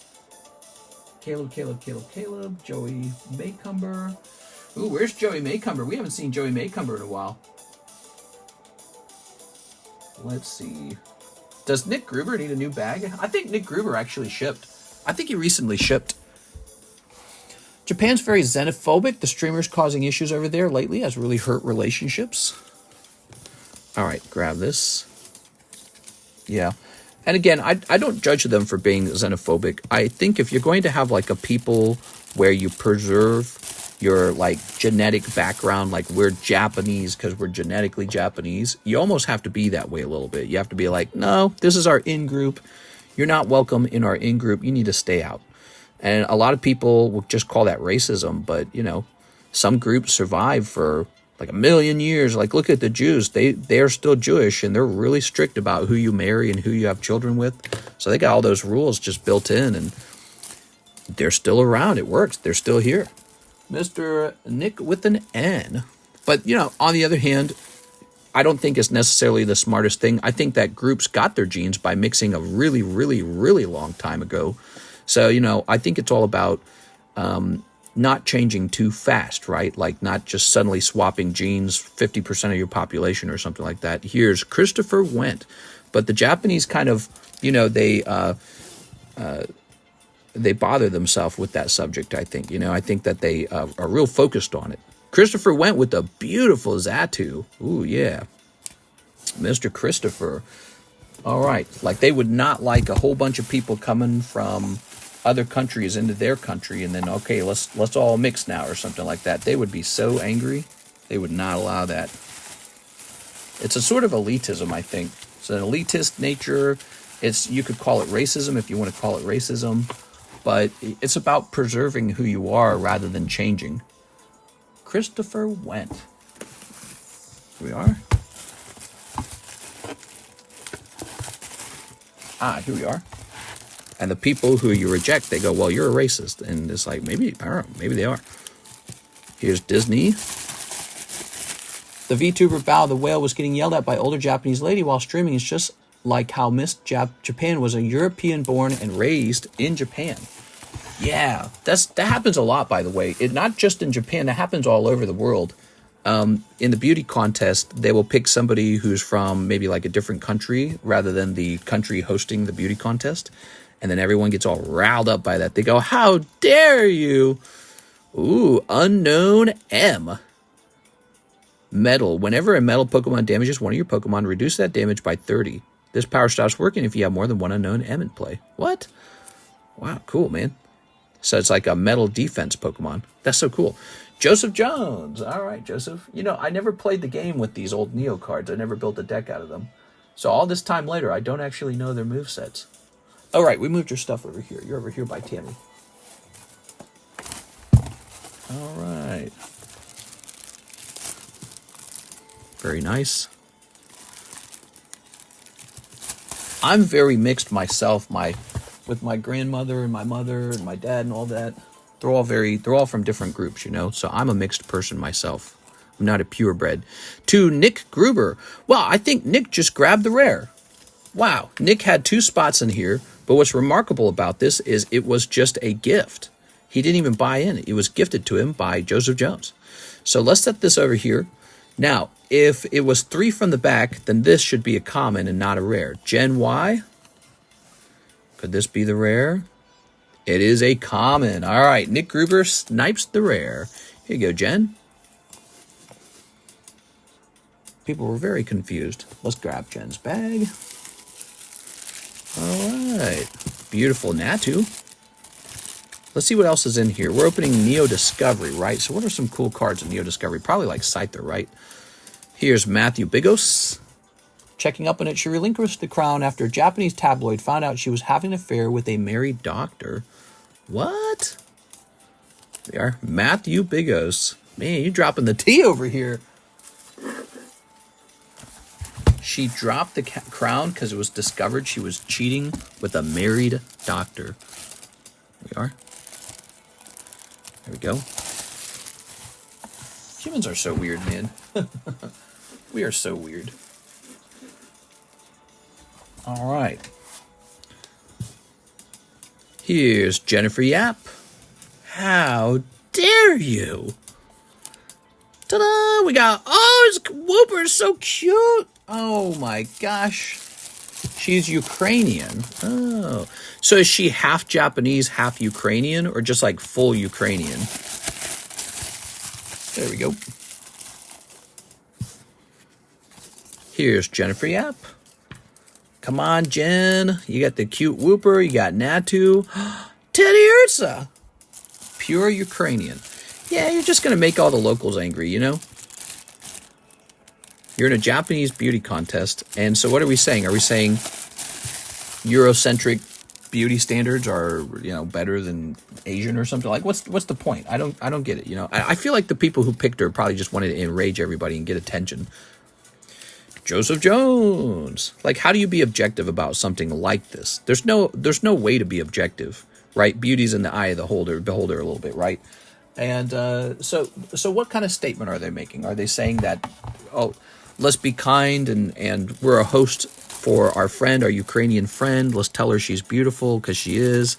Is it like this sort of kindness? Is it a self-hate? Is it sort of like no, we're not going to give it to a Japanese person. It's time for us to become less xenophobic and give it to the rest of the world or something. Like what's going on when they pick that person? I've seen beauty contests. Many of the contestants look like if they were chosen to win, it wouldn't matter. Like they all look beautiful. Here's Darren Thompson. They're all usually they're all contenders for the win. And so there's some other criteria that actually causes them to win or lose. It's never their actual looks. Their looks are not the reason. Some other thing. Here it is, Darren Thompson. She's pure European, so it's weird. Yeah, I find it weird. That's weird as hell, dude. Is it a self-hate thing? Is it a kindness thing? Who knows? Is it an attention-grabbing thing? Here's Jennifer Yap. All right, Jen, you got the last card. Bazwink. And it was unknown. Yeah, that is so strange. All right. Very nice.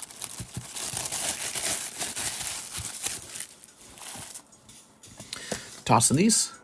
Now, Nick Gruber, he received this spot for free from Joseph Jones. 2 spots, in fact.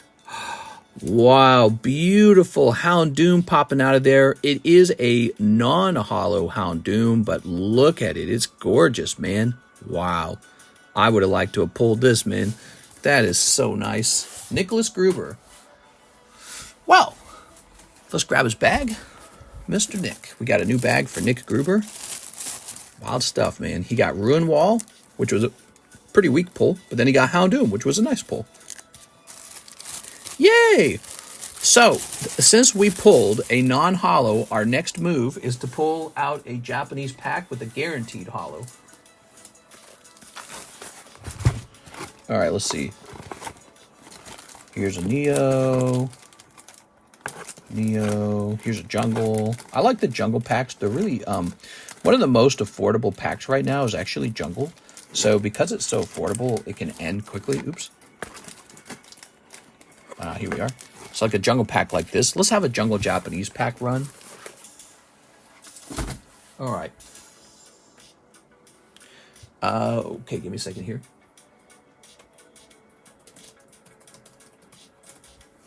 The post that exposed the person that called in the squirrel has 16 million views on Twitter and growing.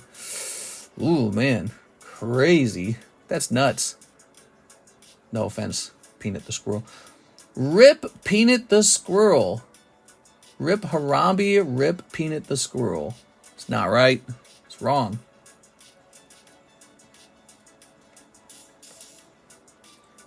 They're going to call DEC on her. What's DEC? I don't know what that means. December on her? Not just the squirrel, the raccoon too. I know. That's the part that doesn't make sense to me. So if the squirrel bites you and you're like, oh no, I'm going to get rabies, why does the raccoon have to die?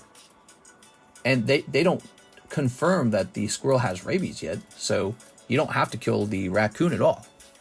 All right, this is going to be $29 a spot, Japanese Jungle. Could give you a holographic evolution. Look at that, 291 yen in the past. Whew. That used to be pretty dang cheap.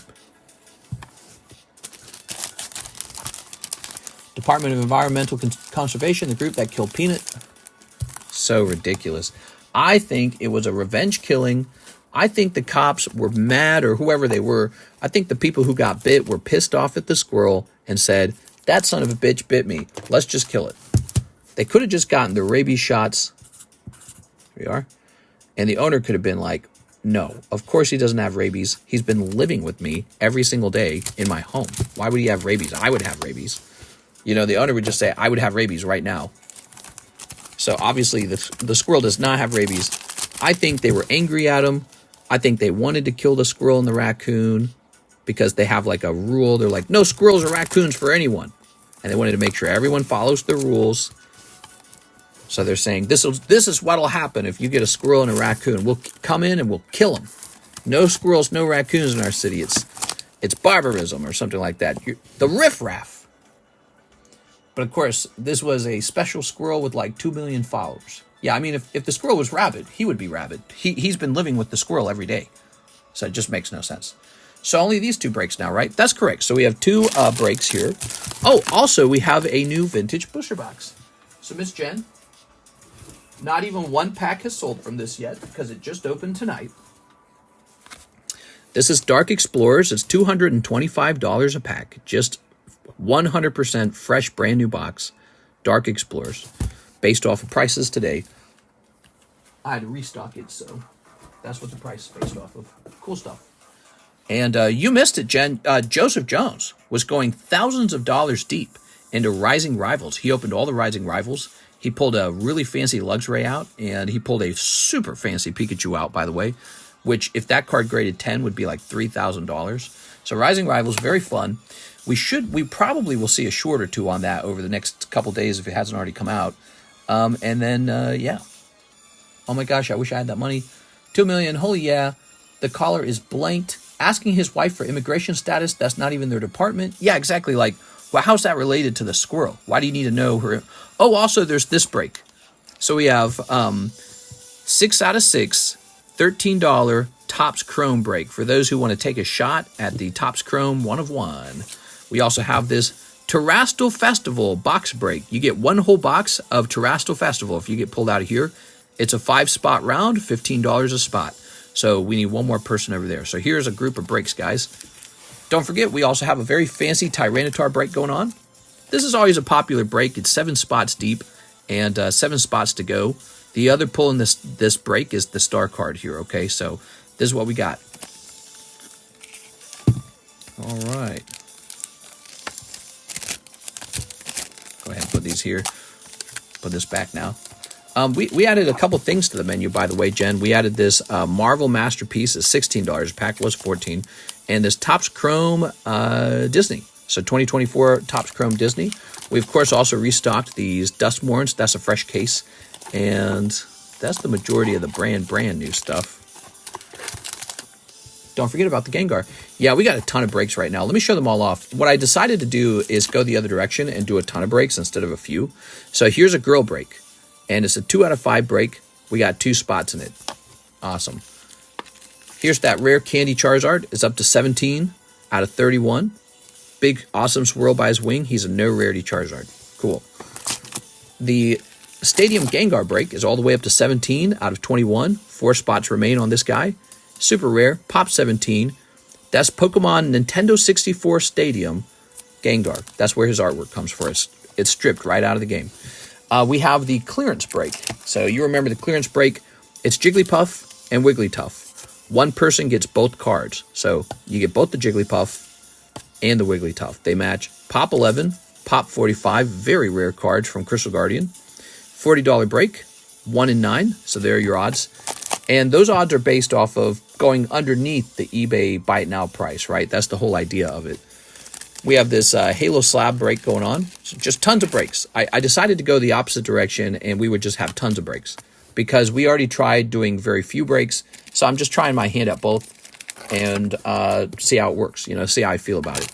There's the Hello Kitty break stuck on spot number 9. It has not gone off, but I'm sure it will go off one day.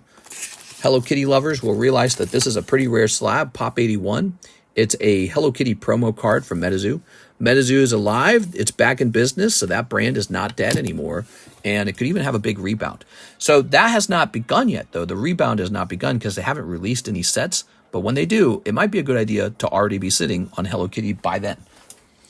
Wow, so many goodies. Yeah, there's a lot of breaks to lose money on, and there's a lot of booster packs and just a lot going on. We got a lot going on, so busy as ever. Any other interesting things? I'm just trying to remember. Did you guys all know that we've got this new item on the menu called the Vintage Customs? So these are fun. They're mostly Japanese, but there's also English packs, and it really just depends on which, boxes of which boxes of vintage I run across when I'm forming them. But they're $25, and they contain a little round of vintage cards. Now, there is a Charizard in there, and there is a God pack in there, and they're both very fun, but not really worth grading. So if you're more into grading, don't buy them. If you don't mind just collecting raw cards, you might enjoy them. Okay, those won't grade well. Here's Danny Sainamore. He wants a Fleer Marvel Masterpiece ×2. So for the Fleer Marvel Masterpiece, how many packs of this are actually left? Yeah, you missed it, Jen. These were going so fast yesterday, these Marvel Masterpieces. We've got 6 left, and then I'm sold out. Those were the #1 thing selling yesterday, and they had just arrived yesterday, so I sold out in 2 streams. Now I'm voting Camilla. What, because of the squirrel? Here we are. The Squirrel Killers, I don't think they were conservatives. There you go. All right. Actually, I think Trump made like some kind of pro-squirrel tweet or something like that. He was talking about government overreach or bureaucracy. I don't remember. So he was trying to turn it into like a gain for his campaign. Speaking of which, what are the bets looking like on those? It's middle of the night. I want to see the bets. What is the betting market saying? I have some money bet on it.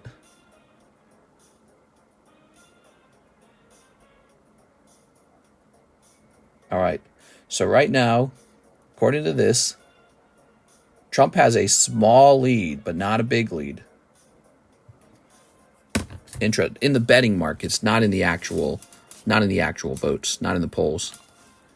Okay, Spider-Woman, Punisher, Skullfire. I can sell out of my... I'm betting on the elections. I can sell out of my position. If I do, I will actually take a little loss. If I stay in and Kamala Harris wins, if I stay in, I lose like $3,000. I will feel very degenerate in that case. But yeah, I guess it's legal gambling. It's on the Robinhood app, and it's called an event contract. How crazy. Never heard of this before. So, and I placed a bet of $5,000, and the way the bet plays out for me, if Trump wins, I make $2,000. If he loses, I lose $3,000. So, come the end of the election, your friend Cardconomist might be $3,000 poorer, unless I were to withdraw that money right now like a scaredy cat. Here's Nightcrawler. I'm going to regret not withdrawing it if he loses. If he wins, I'm going to be like, oh, I'm a genius. Here's Iron Man. You can laugh at me if I lose. If I lose the gamble, you can laugh at me. You can be like, ha ha. Oh, picking up Spider-Women. Oh my gosh. That's a good one, man. That's a sexy card. Tomorrow we have our first female president. Maybe. I genuinely believe she could win. I don't think that I don't think that the Republicans understood how important abortion was to women. I think they're about to find out that they are potentially going to lose tomorrow. Oh, because of the female vote. I think they're going to vote for Kamala Harris because she's the first female president. But actually, I think the bigger thing is they're just going to vote for abortion. That's it. Never mind the economy. Never mind World War III. Never mind anything else. It's just, hey, you told us we can't have abortions. We gotta have keep our babies under all cases. Good, I'm voting against you. So that's it. Danny Sainamore, no other subject was necessary. You didn't have to talk about anything else. Kamala Harris didn't have to be a brilliant debater. She didn't have to do well in her interviews. Nothing. All she had to do was be for abortion, and Donald Trump was against abortion. That was it. And so the Republicans lose. And Republicans lost the midterm elections. I don't know if you guys remember that. Remember the big red wave we were going to have in the midterm elections? All the Republicans are like, Biden's doing so bad. We're going to have a red wave. Oh, it's going to be a red wave. Remember that? And instead of a red wave, Republicans lost Congress. They did not gain Congress. They already didn't have not Congress, the Senate. Okay, it was the Senate. So the Republicans do not gain the Senate at all. They do get Congress, but it wasn't in an impressive fashion. So they didn't take a ton of seats in Congress. It was a weak number of Congress seats that they took to flip Congress. So, and that, of course, creates the gridlock you need to stop any policy from passing. So the supermajority was over for the Democrats. They had a very weak, a very light supermajority with Joe Manchin kind of screwing everything up. But yeah, so that ended the Democrat supermajority.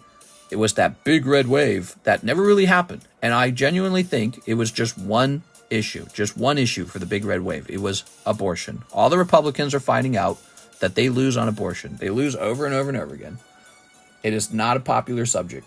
Jennifer Yap, 2 spots in the jiggly break. Oh, yeah. All right. You going to get another Marvel Masterpiece? Yes, I am. Yeah, what are you guys thinking? What do you guys think will happen tomorrow? Here we are. The Big Red Machine Cane. Okay, here we go, Jen Yap. I think that's how the Republicans will lose if they do lose. If Donald Trump loses, it will be because women don't care about any other policy. Just one policy mattered, and it was abortion. And if he had just been pro-abortion, he probably would have won with an easy sweep. And since he was not pro-abortion, he will lose on an easy sweep. Okay, but if that doesn't happen, if women don't value abortion as the #1 topic ever, then I think that he has a better chance of winning. Yeah, definitely a better chance. So it all depends on how many women show up. Let's see. So we got this bag over here. Ta-da! Plus all the celebrity plugs. I don't know how much the celebrity plugs will affect the society. I think that they help, especially like Taylor Swift probably helped. I don't know about the other ones as much, but I think that there's definitely some skepticism on that because one of the biggest stories of the year was the P. Diddy, parties with the Diddy list, I guess, similar to the Epstein list. A lot of those people endorsing her, including Leonardo DiCaprio, were very close to P. Diddy. And so I think that, a lot of those celebrities did not necessarily help her. But you also saw on the flip side, Donald Trump had sort of like celebrity endorsements too. Maybe the primary one being Elon Musk, who's kind of like a celebrity, right? So the Elon Musk endorsement was huge. The Robert Kennedy endorsement was huge. But yeah, I don't know. If you were to tell me the most important thing in an election was celebrity endorsements, I would say you have a on the way out democracy, a democracy that is about to end. Democracy that's about to turn into a lower quality of living because, I don't know, it's just not a good way to vote for anyone. It's based on some celebrity endorsement. But if you're voting because you're just going to vote for abortion, then that's a different thing, And yeah, it's a big misstep for Republicans. I really think they think they're going to win on pro-life messaging. No, this is the new society. It's a Peter Pan society. We're all Peter Pan syndrome. Nobody wants kids anymore. Peter Pan syndrome. So this is the new society. No family, no kids. We're all Peter Pan. No kids. We just want to have fun. We don't want any responsibilities. Don't tell me to have kids. So that's the new society. And Republicans, maybe they could try to convince people to not want that. They can convince people to grow up, have children, get married. They're not doing a very good job of that. But they are trying to take abortion away. And so it's a super bad policy for the Republicans. They're going to lose on that one policy. I really think they will. So that's how they'll lose if they do lose. And I think it'll be so close, dude. It's going to be crazy close. Jennifer Yap wants all 6 packs of the new Fleer. Here you go, Jen. All right. Thank you. The Fleer is sold out. Let's go down there to the tops, or the Marvel Fleer. I was going to say sold out now.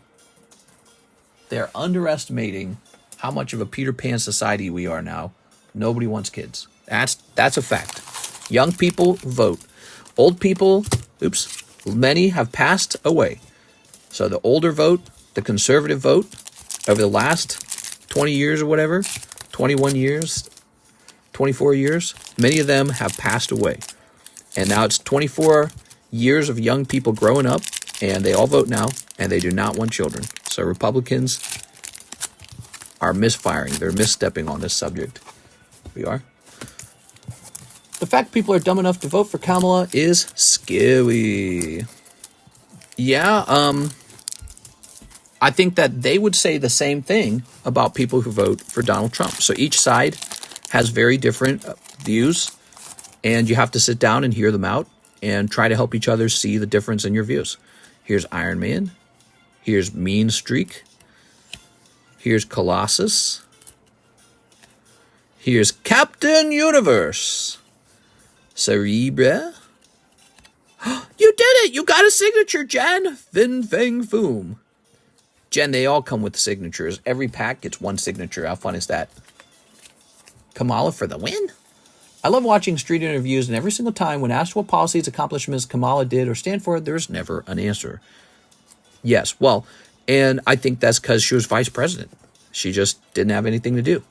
And sometimes vice presidents do a little bit, but they don't do a ton. They're just there to replace the president if he dies, which actually seemed like Joe Biden really could die.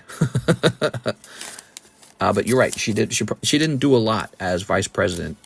But again, I don't think many vice presidents do a lot. I don't know how involved they are. They are. He is Spider-Man. I think that her bigger sin is just doing poorly in interviews. You need to speak well. That is your speech 100 is the job of being a politician. So it would make me so much more comfortable with her as a Democrat president if she just spoke well, right? If she spoke well. So important.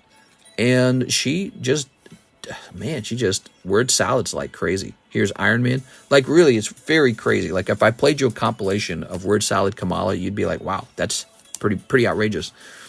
Here we are. Ooh, Solo. So she has a struggle with speaking, and she was chosen to be vice president. She wasn't voted to be vice president by the people. She actually lost in the primaries really, really bad. And then she was selected by the Democrats to run for president. She was not voted in a primary to run for president. So both times, she's just kind of picked by the group. And so I think it's a really rough situation. We are. But again, women, they care about abortion. It's like the #1 issue for them. Hey, what do you think of World War III? Don't care. Just abortion. And so it's the #1 issue for them. And they're 50% of the population. And some of the men are going to vote for Democrats as well. So I think that she has a very solid chance of winning tomorrow. And I might be out $3,000. To be honest, my feelings on it is that it's about 50-50. So I'm betting money on a coin toss. I really feel it's like that. I think Trump might have a slight edge because of his interview that went very well with Joe Rogan. And she refused to go to that interview. She also refused to go to the Catholic dinner. And I thought that those were both poor choices. Ooh, rogue. But again, in the end, all that matters is whoever voted. And if I thought she had a slight edge, I would have chosen her. But yeah, it's a gamble. It is such a gamble. I might as well just put that money in the slot machine. Here we are. If I win, I want you all to know how brilliant I am, okay? If I win the gamble, I want you all to know how brilliant I am. I'm like a crystal ball seer. If I lose, I want you all to know, oh yeah, we knew she was probably going to win. So that's how my wording is going to be, okay? So if I lose the money, I'm going to come back here to the table. I'm going to be like, oh yeah, we were all expecting her to win. Trump sucks. Okay, so I'll play both sides. Squirrel didn't help Kamala. World War III, now I'm busy doing an interview with Haktua Girl. Haktua. Every pack is a winner? It is. But what that means, Jen, is you want to pull the best signature. Also, you want that signature to grade 10. Ooh. Like this, you've got Blood Axe. Now, if you asked me, Jen, what you really want is a Wolverine signature. Now, that's going to be valuable. Blood Axe will not be as valuable. So you got the Blood Axe signature instead of the Wolverine signature. Darn. Somebody's pulled a Wolverine. There's a lot of cool X-Men. Let's see. Blood Axe, Cyclops. Yeah, Cyclops signature in there somewhere. Cool stuff. The Deadpool signature. Robin Hood lets you bet on the election. Yeah, they introduced it, and I immediately jumped in. I'm like, yes, sir. I'm jumping in. Take my money. Yeah, I could back out now like a coward. What do you guys think? Should I back out? If I back out, I don't lose that much in comparison to if I truly lose the gamble. Here's Thanos. Should I back out or should I run the gauntlet? Here's Chimera. Kamara? Fin Fang Foom. What a name. Hawkeye. He's a superhero because he does the bow and arrow. Wow. That's really special. His superpower is having the worst superpower. Here's Scarecrow. Ooh, very scary. Isn't there a Scarecrow in the DC universe? Pretty sure there is. Is it the same scarecrow? Mister's gonna have to sell the boat after this. You should double down your bet. Here's Cable. Yeah, it's about as scary as buying crypto. You just don't know what's gonna happen next. Here's Justice, which, by the way, if you wanted to gamble on the election, that's all you got to do is buy crypto, because Donald Trump is promising to pump Bitcoin. And so the gamble is you either buy crypto right now when everyone's uncertain and it shoots off to the moon, or you stay away from crypto because you assume Kamala will win, in which case it'll sink or it'll stay even sideways. So that's the gamble. So you don't even have to do these event contracts. You can just bet using crypto. Everyone's using crypto to gamble right now. It's a gamble. If Trump wins, he's promised to pump Bitcoin. He says he's going to make a U.S., like, what do you call it? Like a national something fund. Here it is. A wealth fund. And it's going to have crypto in it. Here's Mandarin. Which doesn't really make sense how America would have money to buy crypto when we're so deep in debt. Like, what? With whose money? Daredevil. Wow. Okay. Hawkeye got that boxing glove arrow. Here's Cerebra. Cerebra? Okay. Okay. Here's Black Widow. Black. She's stealing a child. Here's Junk Pile. Carnage. And Random. All right, there it is. Jennifer Yap, what a fun order. That's 6 Marvel Fleer, everybody. The person that called in the squirrel had Kamala in her biography. Are you serious? Oh, no, dude. The unexpected twist right at the end of the election that caused Kamala Harris to lose. The woman who called in the killing of the squirrel was a Democrat. Oh, my God. Republicans will be putting that everywhere. You can't trust them. They'll kill your squirrels. They'll eat your cats and dogs. From what I've seen on Instagram. All right, Jennifer Yap. If Kamala Harris wins, I hope she does a great job. And I hope she makes all the right moves and she's super successful. And the Democrats can be proud of their Democrat, president. That's what I hope for. If Donald Trump wins, same deal. I hope he doesn't screw us with his ideas. He's got some pretty heavy ideas about tariffs. So I hope those ideas really play out. Yep. And protectionism and anti-globalism doesn't cause us to become poorer or something like that. So whoever wins, I hope they do a great job for us. Here's the thing. You guessed it, Mr. Another Fortnite. All right, you got it. 1, 2, 3, 4. My life's pretty straightforward. I'm pretty set. My life will be opening cards and grading cards. And my life, I don't think, will be very affected by whoever wins. I mean, I might have to pay more taxes under Kamala, I suspect. That's about it. Or she might cause more inflation, but I'm sitting on real estate properties, so I don't think that'll matter to me. If Donald Trump causes more inflation, it's the same deal. I'm sitting on real estate, so it won't matter to me. Kamala psyop the lady to do it. It all makes sense. Oh, my God. That should be like a Republican ad. So-and-so told them to kill the squirrel, and then she voted for Kamala Harris right afterwards. Stupid, man. You ready? All right. No, but we're talking a little bit about the elections because tomorrow is the 5th of November, and that is the official election day in the United States. If you're watching and you're from overseas and you don't understand why we're talking about it so much, the votes are open tomorrow. But a lot of people have been doing mail-in early voting, and so far things are looking pretty tight. So it could go either way. I think in the past I read that conservatives didn't do as much early voting. So I think I heard that. I don't know how true that is anymore. There it is at them. So nobody really knows what's going to happen tomorrow. Nobody really knows. I bet you're going to hear people claiming that the election was stolen. You're going to hear some conservatives saying, hey, my robot machine that does my vote, it wouldn't let me choose Donald Trump, or it chose Kamala for me. I think I've already heard that one. I wonder if there'll be any mass shootings. How crazy is that? So, that's scary. Mass shootings at an election. Here's Hunter, and here's You never know in America now, mass shootings, huh? All right. But they do that in some countries when they have an election. There's like a mass shooting at the voting booth. Whew. All right. Well, we are out of orders. It's 4:40. How you guys feeling tonight? You guys feel good? Tonight was all right. Actually, the night got much busier when Jen joined, and earlier when Joseph Jones went real deep. So really, this episode brought to you by Jennifer Yap and Joseph Jones, and Chris Vale helped. Mr. Chris, he's a new guy. You should double your bet. I don't know, dude. That's way too scary for me. Every pack is a winner. Businesses in downtown Portland are boarding up their windows heading into the election. Are they really? It's smart. That's what I would do. If I lived on Main Street, I'd be boarding up my windows too. I'd be like, I don't even care. We're shutting down. We're removing all the valuable things from the store. I don't want to wait and find out if there's, some kind of giant riot, either from the Republicans or the Democrats. A repeat of January 6th, who knows? I would not be into that. I'd be like, hide all our stuff, honey. Boarding up the windows. Downtown Portland, yeah.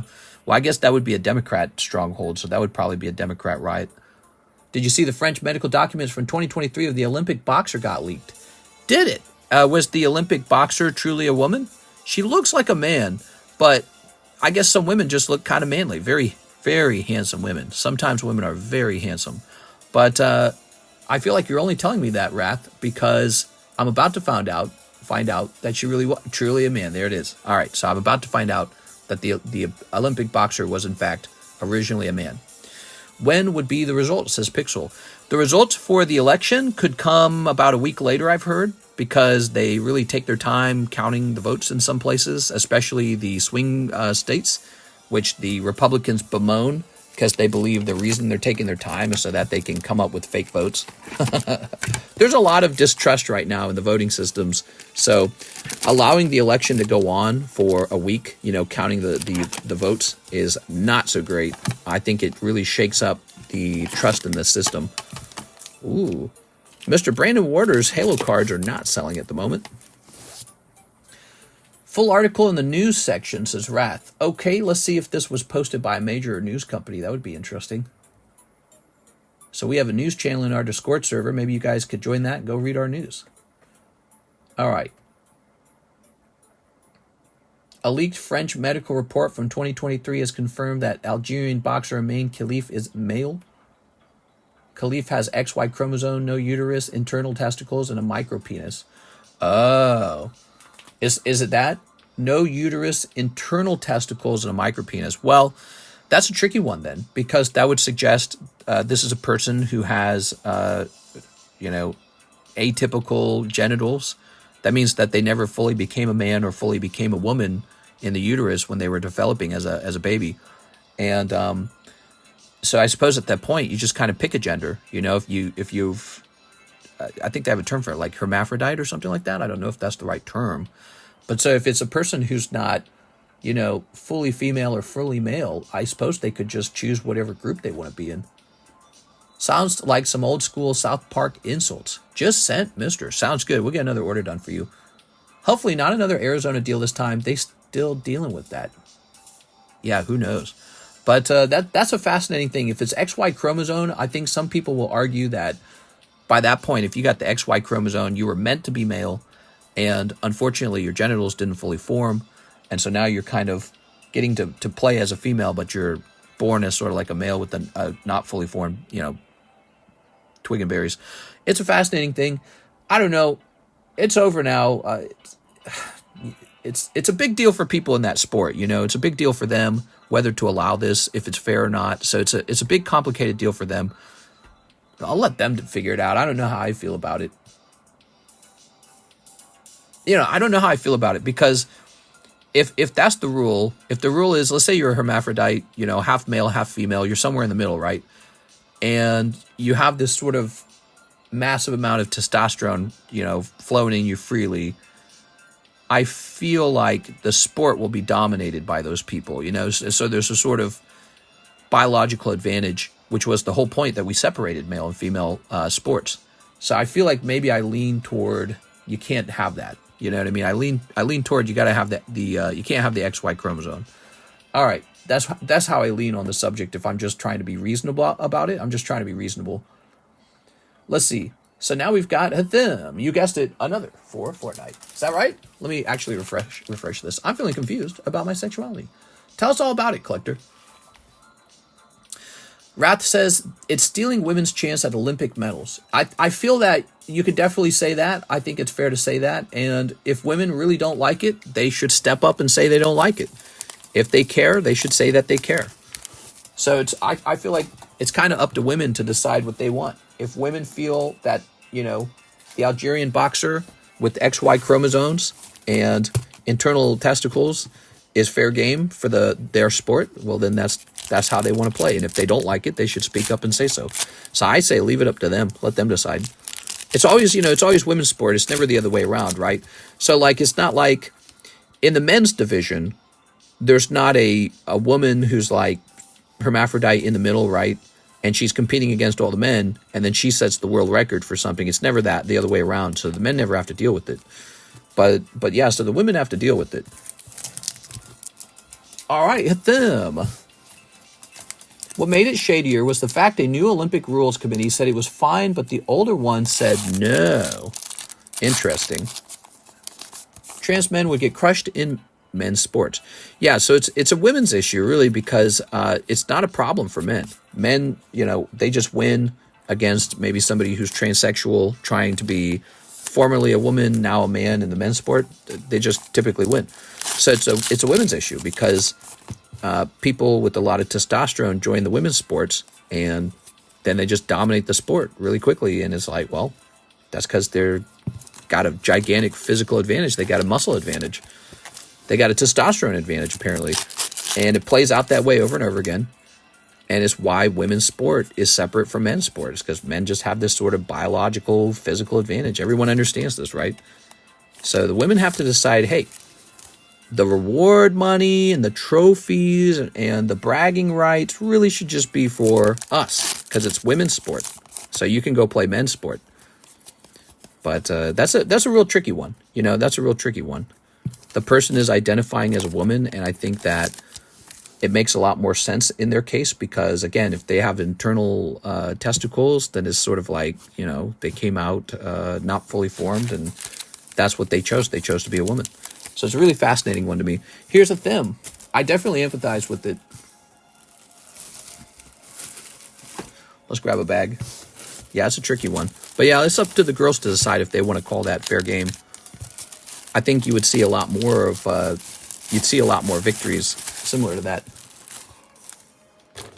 All right, so this is going to say Hatham. The only time Australia made a smart decision was banning the trans athlete from women's rugby. The guy was almost 2 heads taller and twice as wide as the women athletes. You see that a lot. You see that happening a lot. They're never very similar. You always see these examples of really standout examples, like that one, the swimmer. What do they call the water swimming? They have a term for that, right? I don't even remember. I don't watch any of these sports, by the way. I watch no Olympics. I watch 0 Olympics. I watch women's volleyball for about a minute, and then I turn it off because it's boring. But they have a swimming competition always, and there was the one guy who's gigantic, and it's a girl.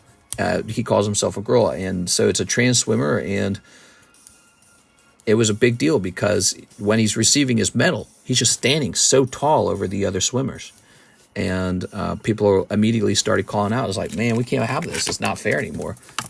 All of women's sport will just be dominated by trans women who were formerly men, and now they're women. And so it's like, what do we do about it?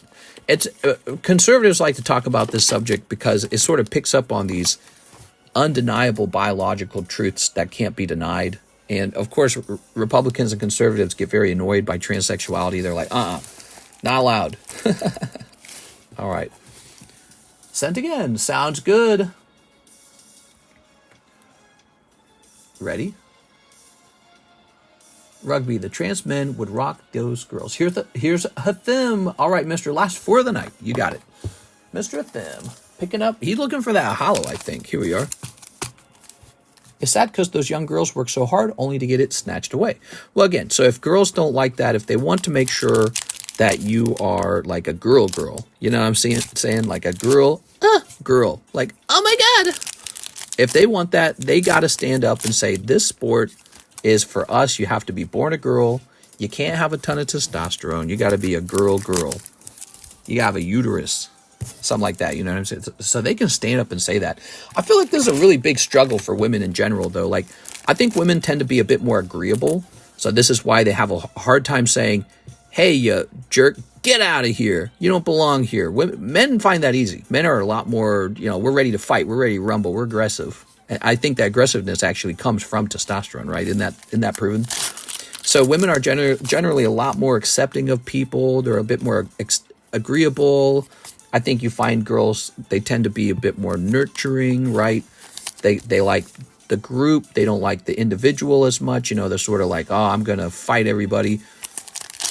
These are biological differences between men and women. There's exceptions, obviously, but I think that's generally what you find true. And so it's like, so women are in their own sport now, and they have to chase everyone else out of it. They got to say, no. This reward money is for us, biological women. I was born with a uterus, and I'm smaller than you. Like the Algerian boxer is huge arm muscles. If you looked at her, you'd think, oh yeah, that's a trans male to female. Right away, you'd think that the moment you saw her. And, oh, here we go. Ah! That's one of the best cards, right? That's the Black Knight. Wow, Black Knight. Hathim, you must be feeling pretty pleased with yourself. Are you glad you went a little deeper? So, guys, this is one of the best cards. Look at that beautiful Black Knight. Beautiful. But so, in other words, for women to really get what they want, they have to be a little disagreeable in their sport and say, this money is for us. These prizes are for us. And I just don't think they will. They won't do it. They are. All right. There was a high school volleyball that didn't want to play against a trans athlete from another school, so they just didn't show up. The school board cut their funding. Yikes. Yeah, I mean, that's what the school board can do. All right, ready? 24-hour stream. Grabbing this. Okay. That's the hit. That is the hit. Mr. Athim, look at that beautiful Black Knight. All right. One beautiful Black Knight for Mr. Athim.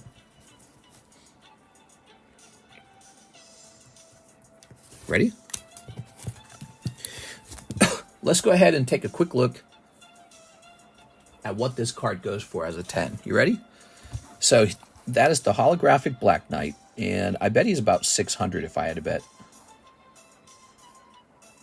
Fort Knight, Black Knight, Knight. I hope it grades 10. You want to send it out with me? Because if it grades 10, we'll get to show it off, right? So there's that little benefit of showing it off. All right, hold on here.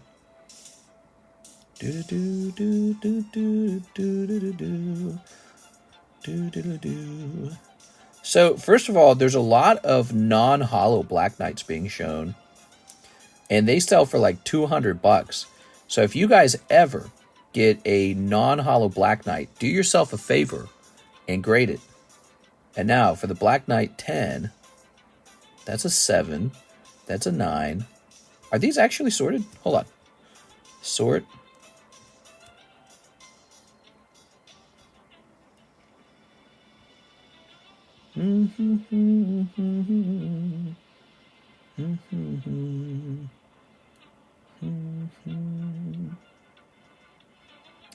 So there's one for like 10,000. I don't know if I agree with that. 10,000.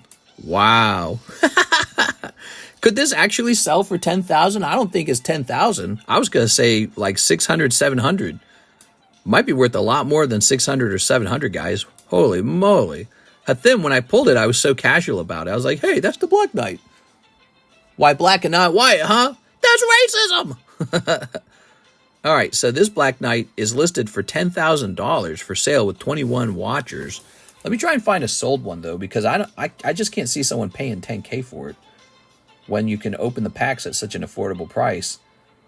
All right, so these are, let's check recently sold. And we will accept all listings. All right, you ready? So here's an Italian crystal shard one. Non-holo. Is that non-holo? Italian crystal shard. Black Knight. Non-holo, non-holo. Ah! September 27th. $7,000. US print. Why are these so cheap? Do other people know how cheap these packs are? I mean, you could just open tons of these. Wow, that's the card. Wow. You got to let me send it out for you at them. Because if it grades 10, we got to show it off to everybody. It'll help you sell it, you know. By showing it off on my channel, more people will know that you own it. It says that it's sold for $7,000. That's what it says. This one's $9,000, but it's PSA 9. So that's these crystal shard ones. I think they're part of like a promo. How about just another regular holo? Crystal shard. Here's a holo banana. Look at this.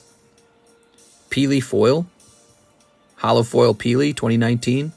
That's cool. 500. That was an auction. That's back in August though. Yeah, apparently the Fortnites are a good flip if you can open the packs so cheap and have a shot at stuff like this guy and the holo Peely. You're the only one opening them. Holo Knight, holo foil Black Knight, PSA 10 is pop 20. Oh, you gotta let me send it out at them because what if we grade the 21st one? Gotta let me send it out. The Italian is worth a lot more, says Fredericks. You might be right. Was that one? That one wasn't Italian though, was it? The $7,000 one. Hold on. No, this one was USA print. And also, I've heard it's usually the other way around. People tell me the USA print's worth more. So which is it? You know, first I heard the Italian ones are worth more. Then I heard the USA print one is worth more. All right, so we'll give that to Mr. Mike's side. He might want to clip that. Pulling the Black Knight. So cool, Mr. Thim. If it grades 10, it's going to be one of the best pulls ever. If it's really worth $7,000, it's a top pull.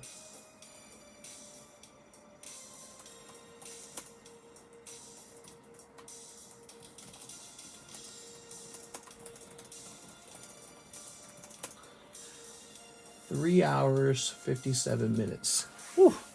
How about that last order you sent in, Hathim? Remember when you sent in that last order of Fortnite? Imagine you did not send in a last order of Fortnite and then some doofy guy who just copied you just said, I'll take 4 Fortnite, and then he took the Black Knight right out from under your nose. How insane would that be? All right, I think we're going to wrap up here. Congratulations to Mr. Hathim. Tomorrow, we'll be hosting the daytime stream, assuming I can get there on time. I'm going to go do other things now. What should I work on right now? I don't even know what I should work on. I'm kind of harebrained right now. Some days I feel really like, you know, like high stamina, sharp. I feel so slow right now. I really do. I feel so harebrained. I'm probably just going to go relax. All right. Have a nice night, guys. See you later.